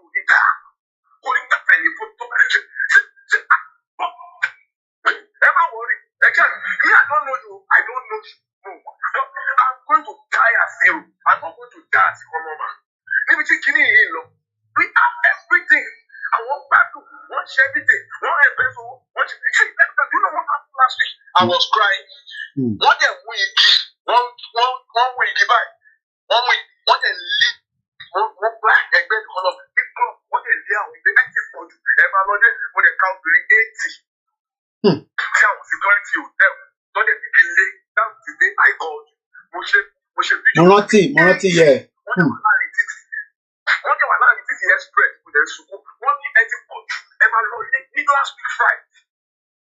I did the video. One day I did 80. One express. And you are saying to us, I say, we should wait till 75. But our British are back. Wọ́n gbádùn ẹ̀ brọ́dà mi o, wọ́n gbádùn gidi ni o, mo ṣeré o, àwọn ọmọ British ń gbádùn bí ṣe bá ń sọ̀rọ̀ báyìí nísìnyí, wọ́n ń travel káàkiri ni o, wọ́n ní restriction o, wọ́n gbádùn o. Wọ́n ṣiṣẹ́ o, wọ́n gbádùn o. Bẹ́ẹ̀ ni o, ẹ máa kẹ́ni kankan sọ fún yín pé àwọn ọmọ kan wà nílùú ẹ̀wọ̀n gbádùn o, anybody tó bá jẹ́ British citizen wọ́n gbádùn o. So ká mọ ta pé ṣe o, ẹ̀rí pé mi náà ti dìde báyìí nísìnyí, ọ̀rọ̀ yẹn gbà dúró díẹ̀ mo ṣe dìde pé akọ̀tún dúró díẹ̀. Ìbọn náà láti rí tí Archbishop nísìnyí tó ti jẹ́wọ́ nísìnyí pé bó ṣe ń lọ.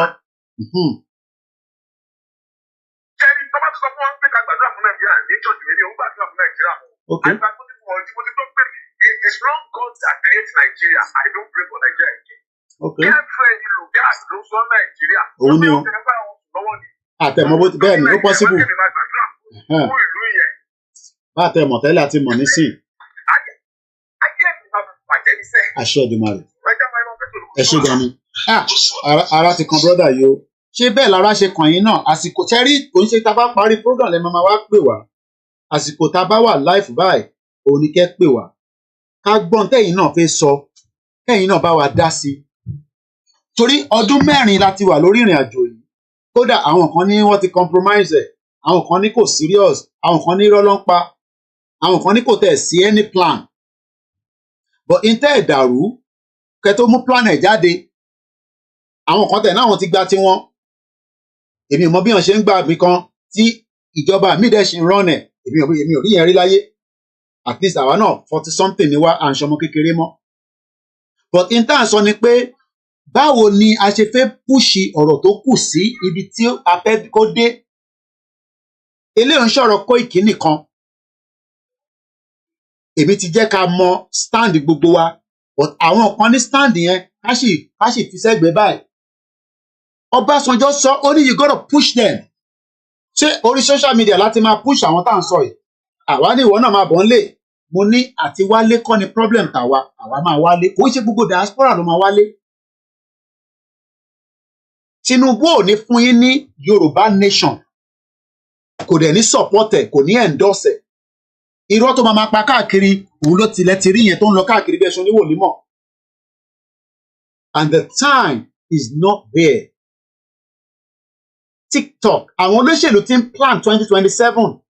Kí làwọn fẹ́ ṣe to make sure that ọ̀rọ̀ 2027 kan ló wà nílẹ̀ mọ́ nísìn. Ẹ dá sọ̀rọ̀ yìí ká jọ gbé yẹ̀wò. Ẹ má bẹ̀rù, kò sẹ́ni tó máa kúnú wa, gbogbo wa máa survive ẹ̀.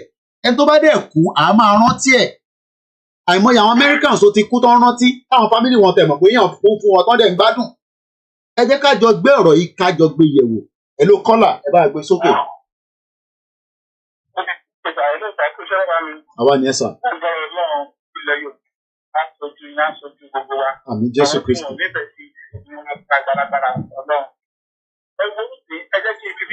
Don't do that thing is spicy one.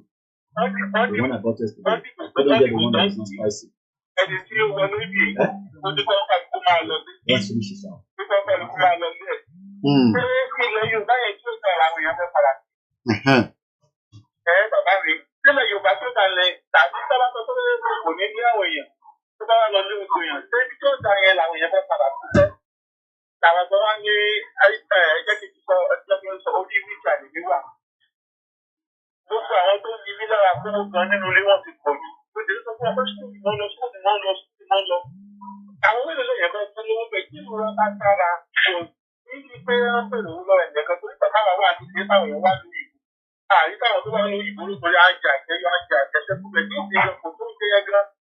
Kò enough bẹ́ẹ̀ ni.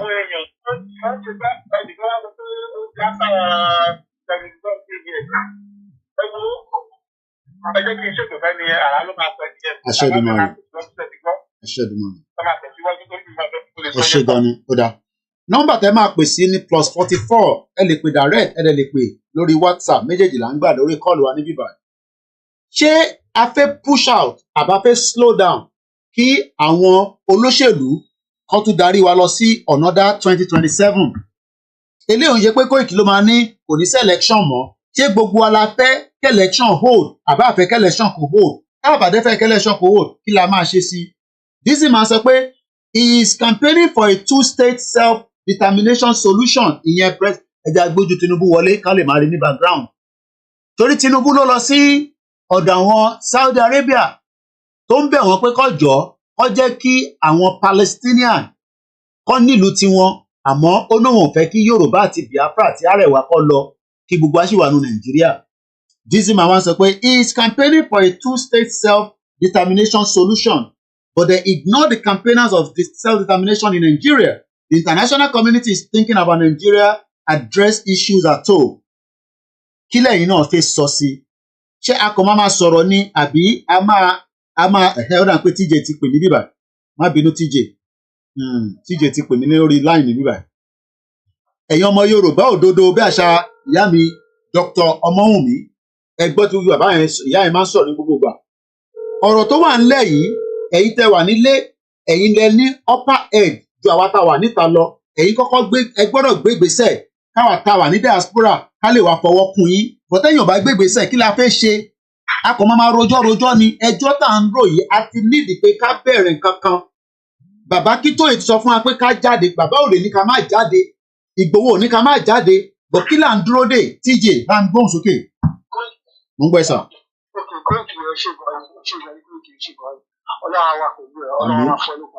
Àmì Jésù Kristi. Àwọn alálẹ̀ àmàdéjì ó ń jẹ́ ìlú gan ni. Ọ̀rọ̀ tó mi bẹ́lẹ̀ ní orílẹ̀ èdè ìpè. Ó ní Aregbesola sọ̀rọ̀. Kí ni Aregbesola sọ? Ṣé fídíò mi àbí ọdíò ẹ̀ka àṣìẹ̀sì nítorí àwọn ọmọ Arẹ́gbẹ́ tó di gómìnà tó di kọmíṣánná lẹ́kọ̀ọ́. First commissioner in 1999 in Lagos State. Ojú tèmi ni àdúgbò tèmi ni Aregbesola fi fẹsẹ̀ rìn kiri. Àdúgbò tèmi ẹ sọ fún Aregbesola ilé tó kọ́ sí Babalọlá street àmàdánù sí. Tí màmá kan lè mú ìmú ti yẹ. Ẹ sọ loud and clear ni mo sọ yẹn. Ilé iṣẹ́ máa lè loud and clear ni ẹ̀kọ́ ti sọ pé ìfẹ́ kan story sílẹ̀. Tí ìrọ̀ Yorùbá bá ṣe tán, tá a bá gbìyànjú gidi, tá a bá rẹ̀ láti ra ìwé ìkara wa, àgàgà ọ̀dọ́ ọ̀sìn, a máa rẹ̀ láti kọ story mi sílẹ̀. Tó tá a bá máa wí, a máa ní àwọn ancestor wa, wọ́n ṣe nǹkan bẹ̀rẹ̀. Ṣé nǹkan bẹ̀rẹ̀ là á fẹ́ ṣe sílẹ̀? Àwọn kan máa yí ọmọ oníṣẹ́ ìwé is a great hero, ọ̀gá is a great hero. Many of them like that. Great hero là á fẹ́ mú sílẹ̀. The life that we are living, we are going to pass it back to our own generation. Now our generation of the past is still power. Now our separation go, they are this, they are that. But you don't want to do that. You don't want to put them away. You honor them that they are hero. But what are you going to leave behind for the next generation coming behind? ṣé ẹ gbọ́ fún mi Yorùbá sílẹ̀ nìyẹn. ṣé tí you have said it before ẹ tí ò bá mọ̀ kó lọ sọ ẹ tí ò bá mọ̀ kó lọ mọ̀ Tinubu ìjà fún everybody nílẹ̀ Yorùbá ara tiẹ̀ ló ń jà fún. Aregbesola tó sọ̀rọ̀ ó sì ṣùgbọ́n Aregbesola àti Tinubu ṣùgbọ́n bẹ̀rẹ̀ ẹ̀. bẹ́ẹ̀ni 5 and 6 ni wọ́n. 5 and 6 ni wọ́n bẹ́ẹ̀ni. ní 1999 Aregbesola Ràúfù Aregbesola òun àti Tinubu wọn níyànjú ni wọn ládùúgbò mi. wọ́n sọ bẹ́ẹ̀. ilé tí Aregbesola tó kọ́ sáà ní wọ́n ṣọ̀rọ̀ wà bẹ́ẹ̀ náà ilé tí Aregbesola tó kọ́ sí Fatai Street Ògúnlànà ìlú Ẹgbẹ́dá akọ̀wọ̀dọ̀ wà bẹ́ẹ̀ náà a máa dáná sun ilé yẹn ni underground kò ní ilé yẹn kò tún gbé ní ilé yẹn ọ̀tún náà. ilé tí Aregbesola kọ́ sílẹ̀ kò gbé ní ilé yẹn àwọn àbókí ló ń ṣe ilé yẹn. a máa dáná sun ilé yẹn gbẹgbẹ ni mo fi sọ a máa dáná sun ilé yẹn ni. so ọ̀rọ̀ tó wà lẹ́yìn tẹ́tí rí ọ̀rọ̀ tó wà lẹ́yìn tí àwa ọ̀dọ́ Yorùbá bàbá ti ṣetán láti ra ìwé ìtara wa a máa jà ẹjọ́ máa kú ẹjọ́ wa máa kú ó máa sọ ìtàn àwọn tó kú tó ní ọjà fáwọn ni wọ́n lè sọ ìlú ìbàjẹ́ láti tó ń bá wa yẹn. àti ìṣetán o ẹgbẹ́ ṣetán àwọn tó wà ní ìgbà yóò tí ì tó ẹgbẹ́ gba sílé àwọn táwọn ń ta àwọn akọ̀kọ̀ ó ti gbọ́dọ̀ máa wálé ó ti gbọ́dọ̀ máa wálé àwọn kọ̀ọ̀kan máa wálé ó ti gbọ́dọ̀ máa wálé àwọn kọ̀ọ̀kan máa wálé ọgbà ọ̀kọ̀ọ̀kan lè fi máa wálé tó máa dìbò bẹ́ẹ̀ ni màmá yẹn ní ìgbéga tó láyé ìgbébi lẹ́yìn ká nìyẹn bẹ́ẹ̀ ni màmá yẹn tó gbé progress they are coming back for their own benefit. ó ti bàjẹ́ kọjá pé ká má dàrú rẹ̀. èsì ní ẹ̀rọ ní ìṣẹ́fúnni ẹ̀kọ́ ìṣeré ní iṣẹ́ ìgbéyàwó náà ti ṣe like I'm in Yoruba and I believe majority of us a máa ń sọ Yoruba what's behind with our action táwọn máa sọ Amẹ́ríkà ní sùúrù lẹ́sùn fún ẹ̀kọ́ bẹ̀rẹ̀ ayé ò tí ì tó tí àyè bá tó ní ó rẹ dátà ní pínpín tó fẹ́ pèsè ní program ní ó jẹun ìgbà ilẹ̀ máa ń mọ̀ pé bí ẹ fẹ́ lọ pọ̀ ẹni tó wà lẹ́gbẹ̀ẹ́ ní eyín tẹ̀ ń pè ní lọ́wọ́ rẹ̀ bí ẹ fẹ́ lọ kọlẹ̀ tó láti gbà tó wọ́n lọ́wọ́ ẹ̀. a ní láti gbà lọ́wọ́ ẹni tó ń fẹ́ tí ò ní ààbẹ̀ tí ìṣètò láti gbà kó wà ipò kó tó bá gbà tó wà ipò ìlú ìlú tó wà yìí Amẹ́ríkà mi wà yìí kò sí nǹkan kan tó gbé nígbà nígbà nígbà we are all equal to ourselves. I can feed myself, you feed yourself because ó gbé kó wá pé ní ẹgbẹ́ ẹni tó máa jẹ the provided job we have to work. We have to enable ourselves to earn money. When we earn that money, we can be able to do whatever we want. Whatever we want, so that's my son. It's a good thing we go. Where come I want to learn about the book? Where should I find? And the manifestation machine, we have to change our idea, especially the Yoruba people. We need to change our idea. We need to change our idea. Our Yoruba people must change. Our youth to do something. Tí ẹ bá tó ẹ máa bọ́ síta.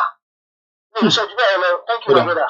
tíje ní tí àyẹn bá tó a máa fọ́n sí gbòòrò àwọn èèyàn fẹ́ fọ́n sí gbòòrò wọ́n ń dúró kí olóyè Ìgbòho wá bá wọn fọ́n sí gbòòrò náà à ń dúró kí ọmọ Adéyẹmọ jáde nígbà tó ọmọ Adéyẹmọ ní òun ò kì í ṣe àwọn kan tí wọ́n ní ìjà ọmọ Yorùbá ò ṣe é jà òun náà fẹ́ jàjà fọmọ Yorùbá àmọ́ àwa gan gbọ́dọ̀ gbé ìgbésẹ̀ a gbọ́dọ̀ ṣípá ẹ má jẹ́ ká kọ̀ jókòó ká máa wá sínú program gbogbo program Yorùbá Wuyì Bàbá Èkìtì nǹkan kan àní ká jọ ṣípá ẹ má ẹ̀ka dúró de Biafra ní December 2nd a lè ṣípá lọ́la a lè ṣípá lọ́túnla kódà a lè ṣípá lóru èní kí lè bá máa fi mọ́ kọ́gbọ́ gbàs kọ́gbọ́ gbòs kẹwàá wò bí àwa kan máa dìde àbá ní dìde kò nígbà tá a ṣe bẹ́ẹ̀ ṣe lọ mú gbogbo abígbà fẹ́ pé nǹkan kan ṣe wá ẹ bá ń gbóhùn sókè èyí tẹ́ wà lórí Twitter space mo ń bọ̀ lọ́dọ̀ yín ẹ gbóhùn sókè alàgbà wa tó ń pè wá.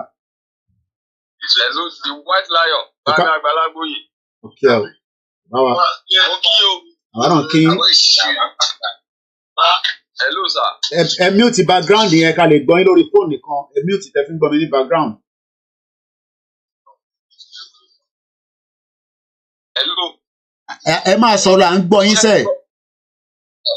ẹ ṣé mo dúpẹ́ o akin a máa tún yín ṣe o. ẹ ṣé Èdùmàrè. kò dẹ̀ ní rẹ̀yìn lágbára Ọlọ́run. ìkànnì àwọn ọmọ yẹn láti Tinubu ló là ní sà. à ń gbọ́ yín sà mo mẹ́tọ́ ń pè bẹ́ẹ̀ ni. ẹ dákun ẹ mọ bẹ́ẹ̀ ṣe máa jẹ́ kí nẹ́tíwọ́ọ̀kù wa kó padà sí bó ṣe wà tẹ́lẹ̀ tó nké ṣe anything sà. ó yẹ kí ọ̀rọ̀ mi kó ti yé ẹ bá wa dá padà. ó wà so that a lè ríra wa pé ẹjọ́ tó lọ gbogbo àwọn elders yẹn bá wa connect wọn. ẹ ti gbọ́ ẹjọ́ ó ṣe pàtàkì àmọ́ àti sí gan báyìí ni ká ti máa múra kalẹ̀ ojú iná dẹ̀ là ń wò ọlọ́run á dẹ̀ fún yín ṣe.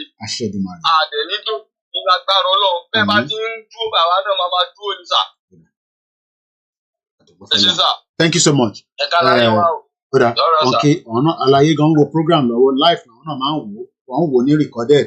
Mo kí gbogbo ọmọ Yorùbá ní àsìkò táwa yìí àsìkò pé kó wá sọ tẹnu ẹ torí pé a ti sọ̀rọ̀ fáwọn èèyàn wa a ti mọ tó yẹ ká ṣe kí ló kù sí December tí ń lọ díẹ̀díẹ̀ báyìí àwọn olóṣèlú náà máa ti ń prepare for 2027 kí la máa ṣe òun lọ̀rọ̀ tó wà nílẹ̀ ẹgbọ́n sókè alàgbà wa tó ń pè.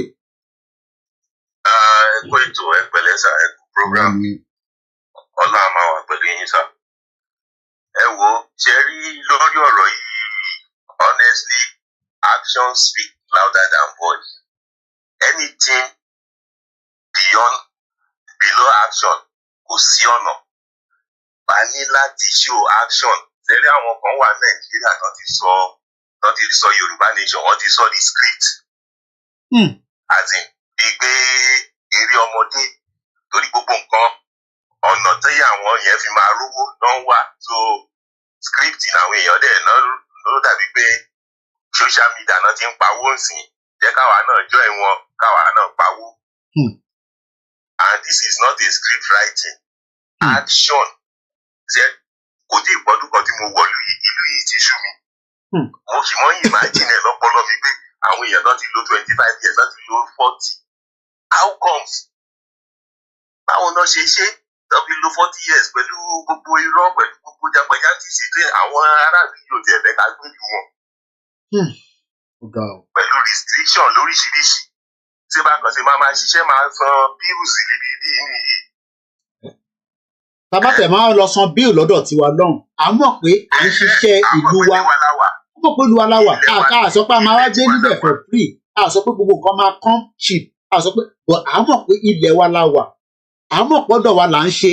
Ilé ìta gbé dání yìí kò lè wọ̀ ẹ jẹ́ ká jọ dáwọ́ bò ní kíákíá ní wàrà ń ṣe ṣá. Má yẹ kó pẹ́. With action ni kò ṣe ọ̀rọ̀ ẹnu with actions ni. Ẹ pẹ̀lẹ́ ẹ kú ètò sá. Ẹ ṣé gan ni. Lórí ọ̀rọ̀ tí mo bá yín sọ pásánà. Ẹ máa sọ yẹn létà.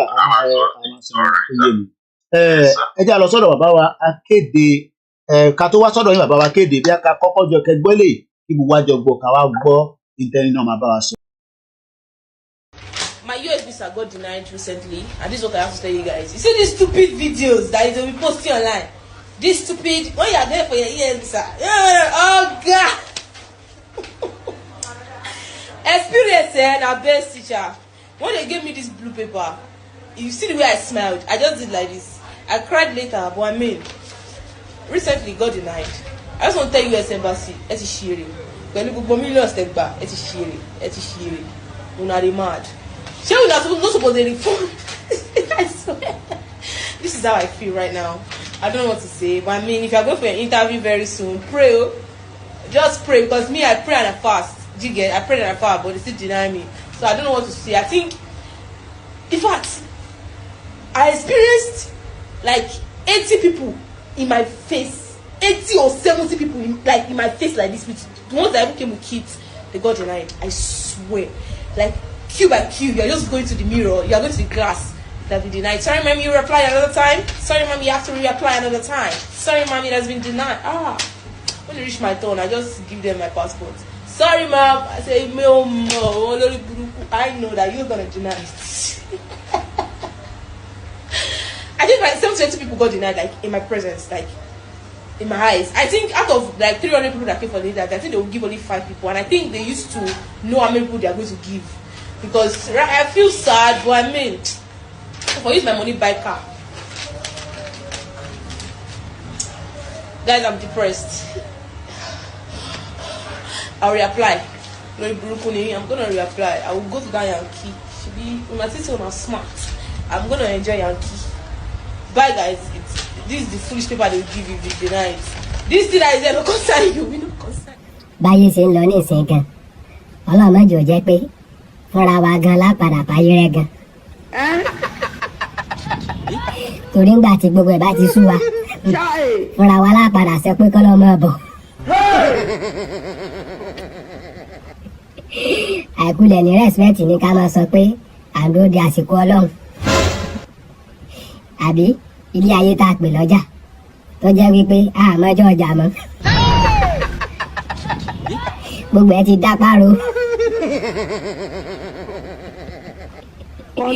ẹ má wulẹ̀ jà fi ìtìjú kárùn ẹ já sọ́ down everywhere.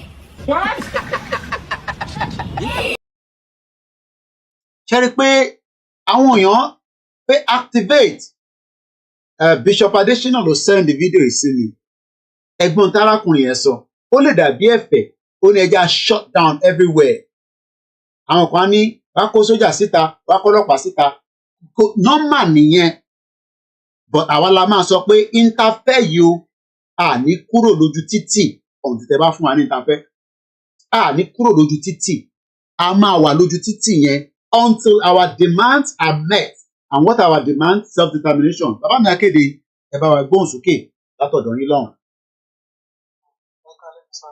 Ẹ káàbọ̀ sà. Ètò nìyẹn sà.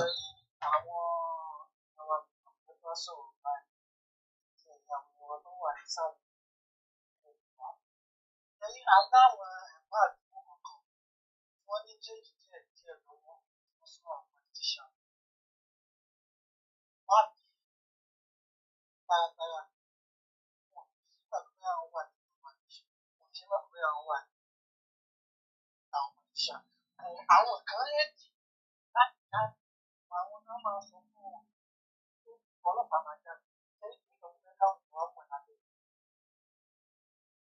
ọmọ tó bá rí pé lọ́wọ́ ẹ̀yìn ni ara ni wọ́n sọ̀rọ̀ wá táwọn wà níta ilé ìta ọmọ tó ta ẹ bá níwò ẹ bá níwò ẹ̀ àti bá parí káṣí parí. láì báwa lè fi níta níbi ẹ bá níwò ẹ̀ àti bá parí káṣí parí. Bọ ẹ̀yin kẹ́ gbéra kẹ́ ṣe nǹkan tó tọ́ dáadáa ìjà òun lápò òjòjò àníbọ̀jì alẹ́ ní ká fẹ̀yìntì alẹ́ ní ká gbọ́kàn. Make something happen. Kẹ wá wò pé àwọn èèyàn máa wálé dáhùn wálé. Ṣé rí gbogbo àwọn tẹ́rí tó ń jáde nísìnyí? Èmi Fáṣọlá ni àti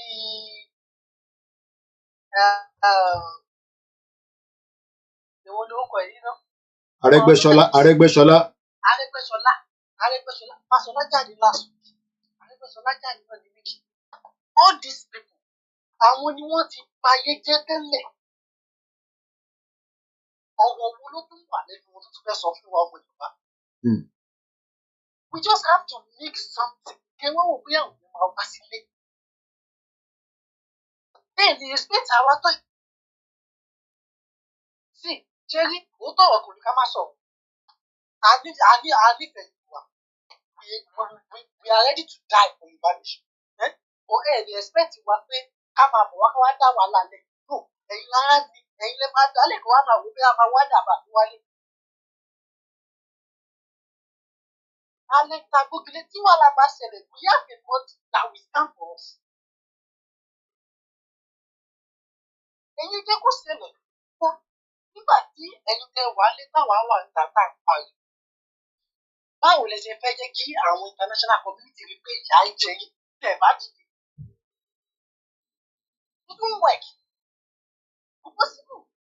Ẹ̀yin lára ni ẹ̀yin ló yẹ kẹ́ pariwo káwọn náà á gbà ń gbé síta tó yìí tára wà àti pé jáde síta. But ilé gangan níṣẹ́ yẹn wà. Mr. Koiki ń sọ̀rọ̀ yìí lójoojúmọ́ in a good way in everything. Kí lẹ tún fẹ́ kí wọ́n kí lẹ tún fẹ́ understand? Kí lẹ tún fẹ́ understand? Just one trigger. Ẹ wò nǹkan tó fẹ́ ṣẹlẹ̀. Lámi tí o bá sí nǹkan tó ṣẹlẹ̀ dẹ́ ní ìdí gbogbo kí ló sì wọ́n di ìta? Some of us we are close. Ẹ̀yẹ kò jẹ́ kó ṣẹlẹ̀ kí wọ́n wà tó wọlé. Just let it happen. The only thing, Mr. Koiki, election Ondo State, they just this Saturday, ẹ máa wo táwọn tó máa ṣe. a máa ti gba búrẹ́dì àtàkàrà a máa lọ vote a máa lọ vote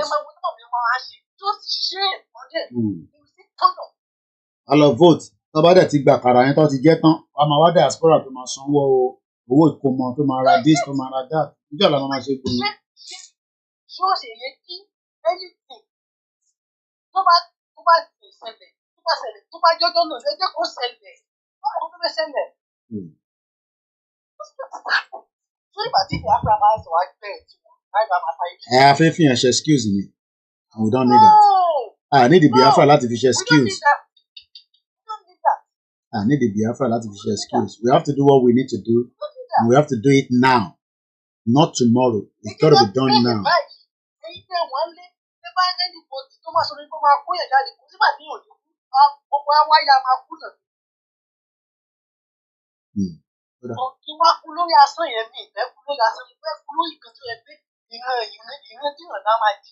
Bẹ́ẹ̀ni. Okay. Ibi tá a máa mú ètò yìí wá òun náà ni a ti dé yìí torí pé kò ń ṣètò tó máa lọ gírígírí kan. This is the second program for the day and my team will still be also coming out, so as we are winding down from here tonight mo kí gbogbo wa pé àní ṣe lásán gbogbo wa náà lájọ máa ṣe àṣeyọrí lórí ẹ̀. Yorùbá nation ń ṣe ń takọ̀ máa wá sórí mídíà tí à ń expect pé èèyàn mélòó ló wò mí. No. We need to push the things. Bí aláti ọ̀la we go back to our discussion, the good news path to prosperity. We start touching it back as in a couple of areas to cover and we will do that. And on that note, mo kí gbogbo èèyàn wa pé ẹ ṣé gan ni tí ẹ tún darapọ̀ mọ́ wa lórí ìkànnì wa ní alẹ́ yìí bí ẹ ti ṣe ń darapọ̀ mọ́ wa ní gbogbo ìgbà àní ṣe lásán. Mo kí bàbá wa Moses Olaniran, this man, we will build Britain and it is time to build back. We have built Britain and it is time to go back and build the best global Yoruba nation. We transform capitalism by human social capital innovation. Mo kí Mr. Kola Wole KSK, mo kí ẹ̀ńtẹ̀ wà lórí Instagram. Those of you on the Twitter, on the MixLR, mo rí yín bẹ́ẹ̀, mo kí yín pé justice, masses for justice. Thank you so much for the love. Àṣegani mo kí gbogbo ẹ̀yin èèyàn wa ní gbogbo ibi tí ẹ ti darapọ̀ mọ́ wa ní àṣálẹ́. Mo lọ bẹ́ẹ̀ mo kí yín lórí Facebook, mo kí yín pé ẹ ṣé tẹ̀ ń darapọ̀ mọ́ wa bàbá wa Saheed Balogun, Ọ̀túnlá Tèmítọ́pẹ́, ìyá wa Bísọ́lá Ọládélé, mo kí sisters mi, ẹ̀yin sisters mi dáadáa, mo kí yín o, àníṣe lásán, mo kí ẹ̀yin brothers mi náà. Ìyá wa Evelyn Ọlá, mo fi tọ̀wọ̀tọ̀wọ̀ dárúkọ yín mọ́mì, mo kí brother mi Ọ̀dẹ́níyì Bọ́lájí, ìyá wa Bísọ́lá Ọládélé, mo kí yín. Prince Adéwálé Adédìgbà, mo kí yín o. Túnjí Ọ̀jẹ́bùnmi, mo kí yín. Idris Abímbọ́lá, mo kí yín ní Òkè Ògùn, mo kí ní gbogbo 119 local government tó ń bẹ nílẹ̀ Yorùbá. Ọlágbẹ́gi Adémọ́lá, mo kí yín sà. Ganiu Sùrájù Àlàbí, mo kí yín. Saheed Balogun, good job my brother, God will be with you, no retreat, no surrender. Ẹ máa ká fẹnu sọ, ẹ jẹ́ ká take gbogbo necessary steps ẹ ká take. Ganiu Ọdẹ Oyèlábí Amusa, mo fi tọ̀wọ̀tọ̀ mo fi kí yín. Mo kí yín ní gbogbo ẹ̀yin tẹ́ ń bẹ ní northern part as well tí ibẹ̀ ni ẹ fi ilé sí. Mo kí Wàlátà, mo kí mọ̀mísí mi, mo kí Ọlá Tony Ages, mo kí Bishop Adesina. Mo lọ bẹ́ẹ̀ mo kí Abdul Samad, mo kí yín sà. Mo kí ẹ̀yin tèmi ní orí Facebook kan náà pé ẹ ṣé gan tí ẹ darapọ̀ mọ́. Mo kí wọn tíìmù wa láti Ọlámilékan pẹ́. Mo kí Mr. Peter Iyọlá, Babátúndé Dàda, mo fi tọ̀wọ̀tọ̀wọ̀ dárúkọ yín, ẹ̀yin dáadé, ẹ̀yin brothers, ẹ̀yin ajúnilọ, ẹ̀yin tíìmù náà jùlọ. Karim Abdulrahman, mo kí nílùú Ìbàdàn. Ayinde Usman, mo kí Adéṣọyè Adékúnmi, mo kí yín sà. Mo kí ẹ̀yin student, ṣe rí ọ̀rọ̀ tó wà nílẹ̀ yìí, tẹ́ bá lọ gbọ́n tí Ṣòwòrẹ́ sọ, age 21 ní Ṣòwòrẹ́ ti ń tá tán, tá a bá tá tán àlọ́bì kankan. Idris mo kí ẹ o, Yẹmí Fátókí, ọ̀nà ẹ̀kúṣẹ́ takuntakun. Òkè Káyọ̀dé, Elédùmarè will continue to strengthen you. Ẹ ṣé gan ni, mo dúpẹ́ lọ́wọ́ yín. Mo kí gbogbo ẹ̀yin èèyàn wa pé àmì rí jù báyìí lọ lórí ìkànnì ti Koiki Media ti àṣálẹ́. Mo kí gbogbo ẹ̀yin bàbá wa, ẹ̀yin ìyá wa, ẹ̀yin ẹ̀gbọ́n mi, ẹ̀yin àbúrò wa. Bàbá mi Victor Ajila sọ pé Yorubas have talked the talk. Yorubas have now to walk to work. A ti sọ ọ̀pọ̀lọpọ̀ ọ̀rọ̀, a ti fòwe sọ̀rọ̀, a ti fẹnu sọ̀rọ̀, gbogbo ẹ̀ náà la fi sọ̀rọ̀. Bàbá ń dúró pé ó dìgbà tíyàn kan bá dé, bàbá wa Ìgbòho ó dúró tì wá kigbíkigbí, bọ́ bá alẹ̀ mọ́ wa ó máa dìde lẹ́sẹ̀kẹsẹ̀, àmọ́ ẹ jẹ́ káwa náà ṣó akọni ọmọkùnrin, torí pé kí ni kò sẹ́nì kankan tó máa gbára wọn sílẹ̀. Bàbá mi Jimmy Kọ́yà, ẹ ṣé gan ni fún super chat fún wa lọ́sàn-án yìí. Mo kí gbogbo ẹ̀yin tẹ́ ń darapọ̀ mọ́ wa ní gbogbo. Abdullahi, mo kí Ọlákúnlé Spark Lizzy, mo kí Fágbémilékè, mo kí ọmọdé, mo kí àgbà Ajijangbara Media TV, Pavilion TV, mo kí ọ, mo kí iSin TV, ìjọba ìkàlò, mo kí Jeremiah, gbogbo ẹ̀yin tẹ́ ti gbaṣọ tí a lò fún rally, aṣọ yẹn ṣe máa dé padà torí wọ́n láti ṣe àwọn production sí i. Tó bá ti dé, gbogbo ẹ̀yin tí a jẹ láṣọ pátá àti ibi tó bá kù sí náà la máa sort out. Mo kí gbogbo wa pé ìrìn àjò yìí ó ti kọjá spiritual side, physical side ni ó kù ká ṣèkẹ̀ kó mì gìgìgìgì, kó mì fúnjọ́ kan, ìjọ méjì, ìjọ mẹ́ta, gbogbo yìí lẹ máa nu pé yes a ti wà lójú ọ̀nà. Bàbá mi Benjamin Adúmàtì, mo kí yín o, ẹni Ọlọ́run dá, mo kí ẹ, mo fojú pa yín rẹ́. Mo kí ìyá wa Elizabeth Adesanya, mo kí Pastor Mo, mo kí GR1 Kúnlé Shita, Lánrè Lámìnà, mo kí ìyá wa Molo Olúwakẹ́ Olúgẹ́, mo kí yín mà, mo kí Frank Dudu, mo kí ní Dublin, mo kí bàbá, mo kí ìyá, mo kí màmá Bọ̀bọ̀, mo kí Yetunde's Kitchen, mo kí bàbá mi Kúnlé, mo kí Olúṣesí, mo kí ẹ̀yin ti Belfast, Ọláwálé Àlàbí, mo kí ọ, mo kí brother mi ìyá wa Sarah Ajayi, mo kí yín mà, mo kí gbogbo àwọn tí wọ́n ń ṣiṣẹ́ takuntakun ní different platform. Akíkanjú ni, ìfẹ́lódùn ni, chief imam, àwọn kan ní àwọn ògbúrò chief imam pé kí ló ṣẹlẹ̀, níbo ni chief imam wà, bóyá àpò wọn kọ́ wá bá wa sọ̀rọ̀ ní ẹnujọ́ mẹ́ta. Ìyá Jagun, mo kí Kọmíṣọlá kò gbọdọ̀ kú, Pavilion TV, mo kí ẹ mbẹ́. Bàbá mi Bashir Ibrahim, mo kí gbogbo àwọn tí wọ́n ń ṣiṣẹ́ tí wọ́n rọra ń ṣe lábẹ́lẹ̀. Everybody has a role to play. Role kan lèmi ń play. Triple DRS, mo kí ẹ o. And on that note, this is how far we can go tonight so that we can have early night away. Ó dẹ̀ tún di ọ̀la lágbára Ọlọ́run, but I'm sure more will be coming on the Koiki Media network and different platforms. Yoruba World Media náà máa jáde later. Mo kí gbogbo wa pé ẹ má jẹ́ ká sùn àsùnpara. Kò sẹ́nì kankan tó fẹ́ jẹ́ kí a free. Àwa la máa gbára wa sílẹ̀. Boko Haram olórí burúkú, òun àti Justin Welby, àwọn ọmọ ibi tí wọ́n jọ dì sí. Gbogbo bí tẹ bá dì sí, àṣírí yín máa tú o. Ó rán ayọ̀ lá máa sùn. Good night. God bless us. Ismaila Michael Mokinyo, if I didn't mention your name, don't take it personal. We will move out of Nigeria, but we need to be out on the street to defend the territory. Wọ́n máa yìnbọn, wọ́n máa ṣe tear gas, kò sọgbọ́n ẹ̀, but àwa la máa ní ànígbà. And what we are saying is that tábà máa jáde, kò ṣe pé Ọjọ́ta la máa lọ. Every part of Yoruba land, níbi tẹ́ bá wà láti máa jáde. Tábà lọ sọ́jọ́ta, wàá attack wa mọ́bẹ̀. Tábà lọ sẹ́jú kan, wàá attack wa. Everywhere nílẹ̀ Yorùbá, and it starts spontaneously. Àwọn kan lè bẹ̀rẹ̀, tẹ́ bá dikọ́ ti bẹ̀rẹ̀ mbẹ́, ẹ̀yin náà bẹ̀rẹ̀. And before you know, things will start working itself. Oran Alamasun, brother mi, Yemi Fatoke, ìyá mi Comfort Ológunjà, and the rest of you, ìyá wa, ẹ̀yin bàbá mi, good night. God bless us. God bless Yoruba Nation. God bless Baba Akintoye. God bless Igboho. God bless all our leaders. We love you, but if we do nothing, nothing is going to happen. Mukel Aziz, Badeshiri. Easy.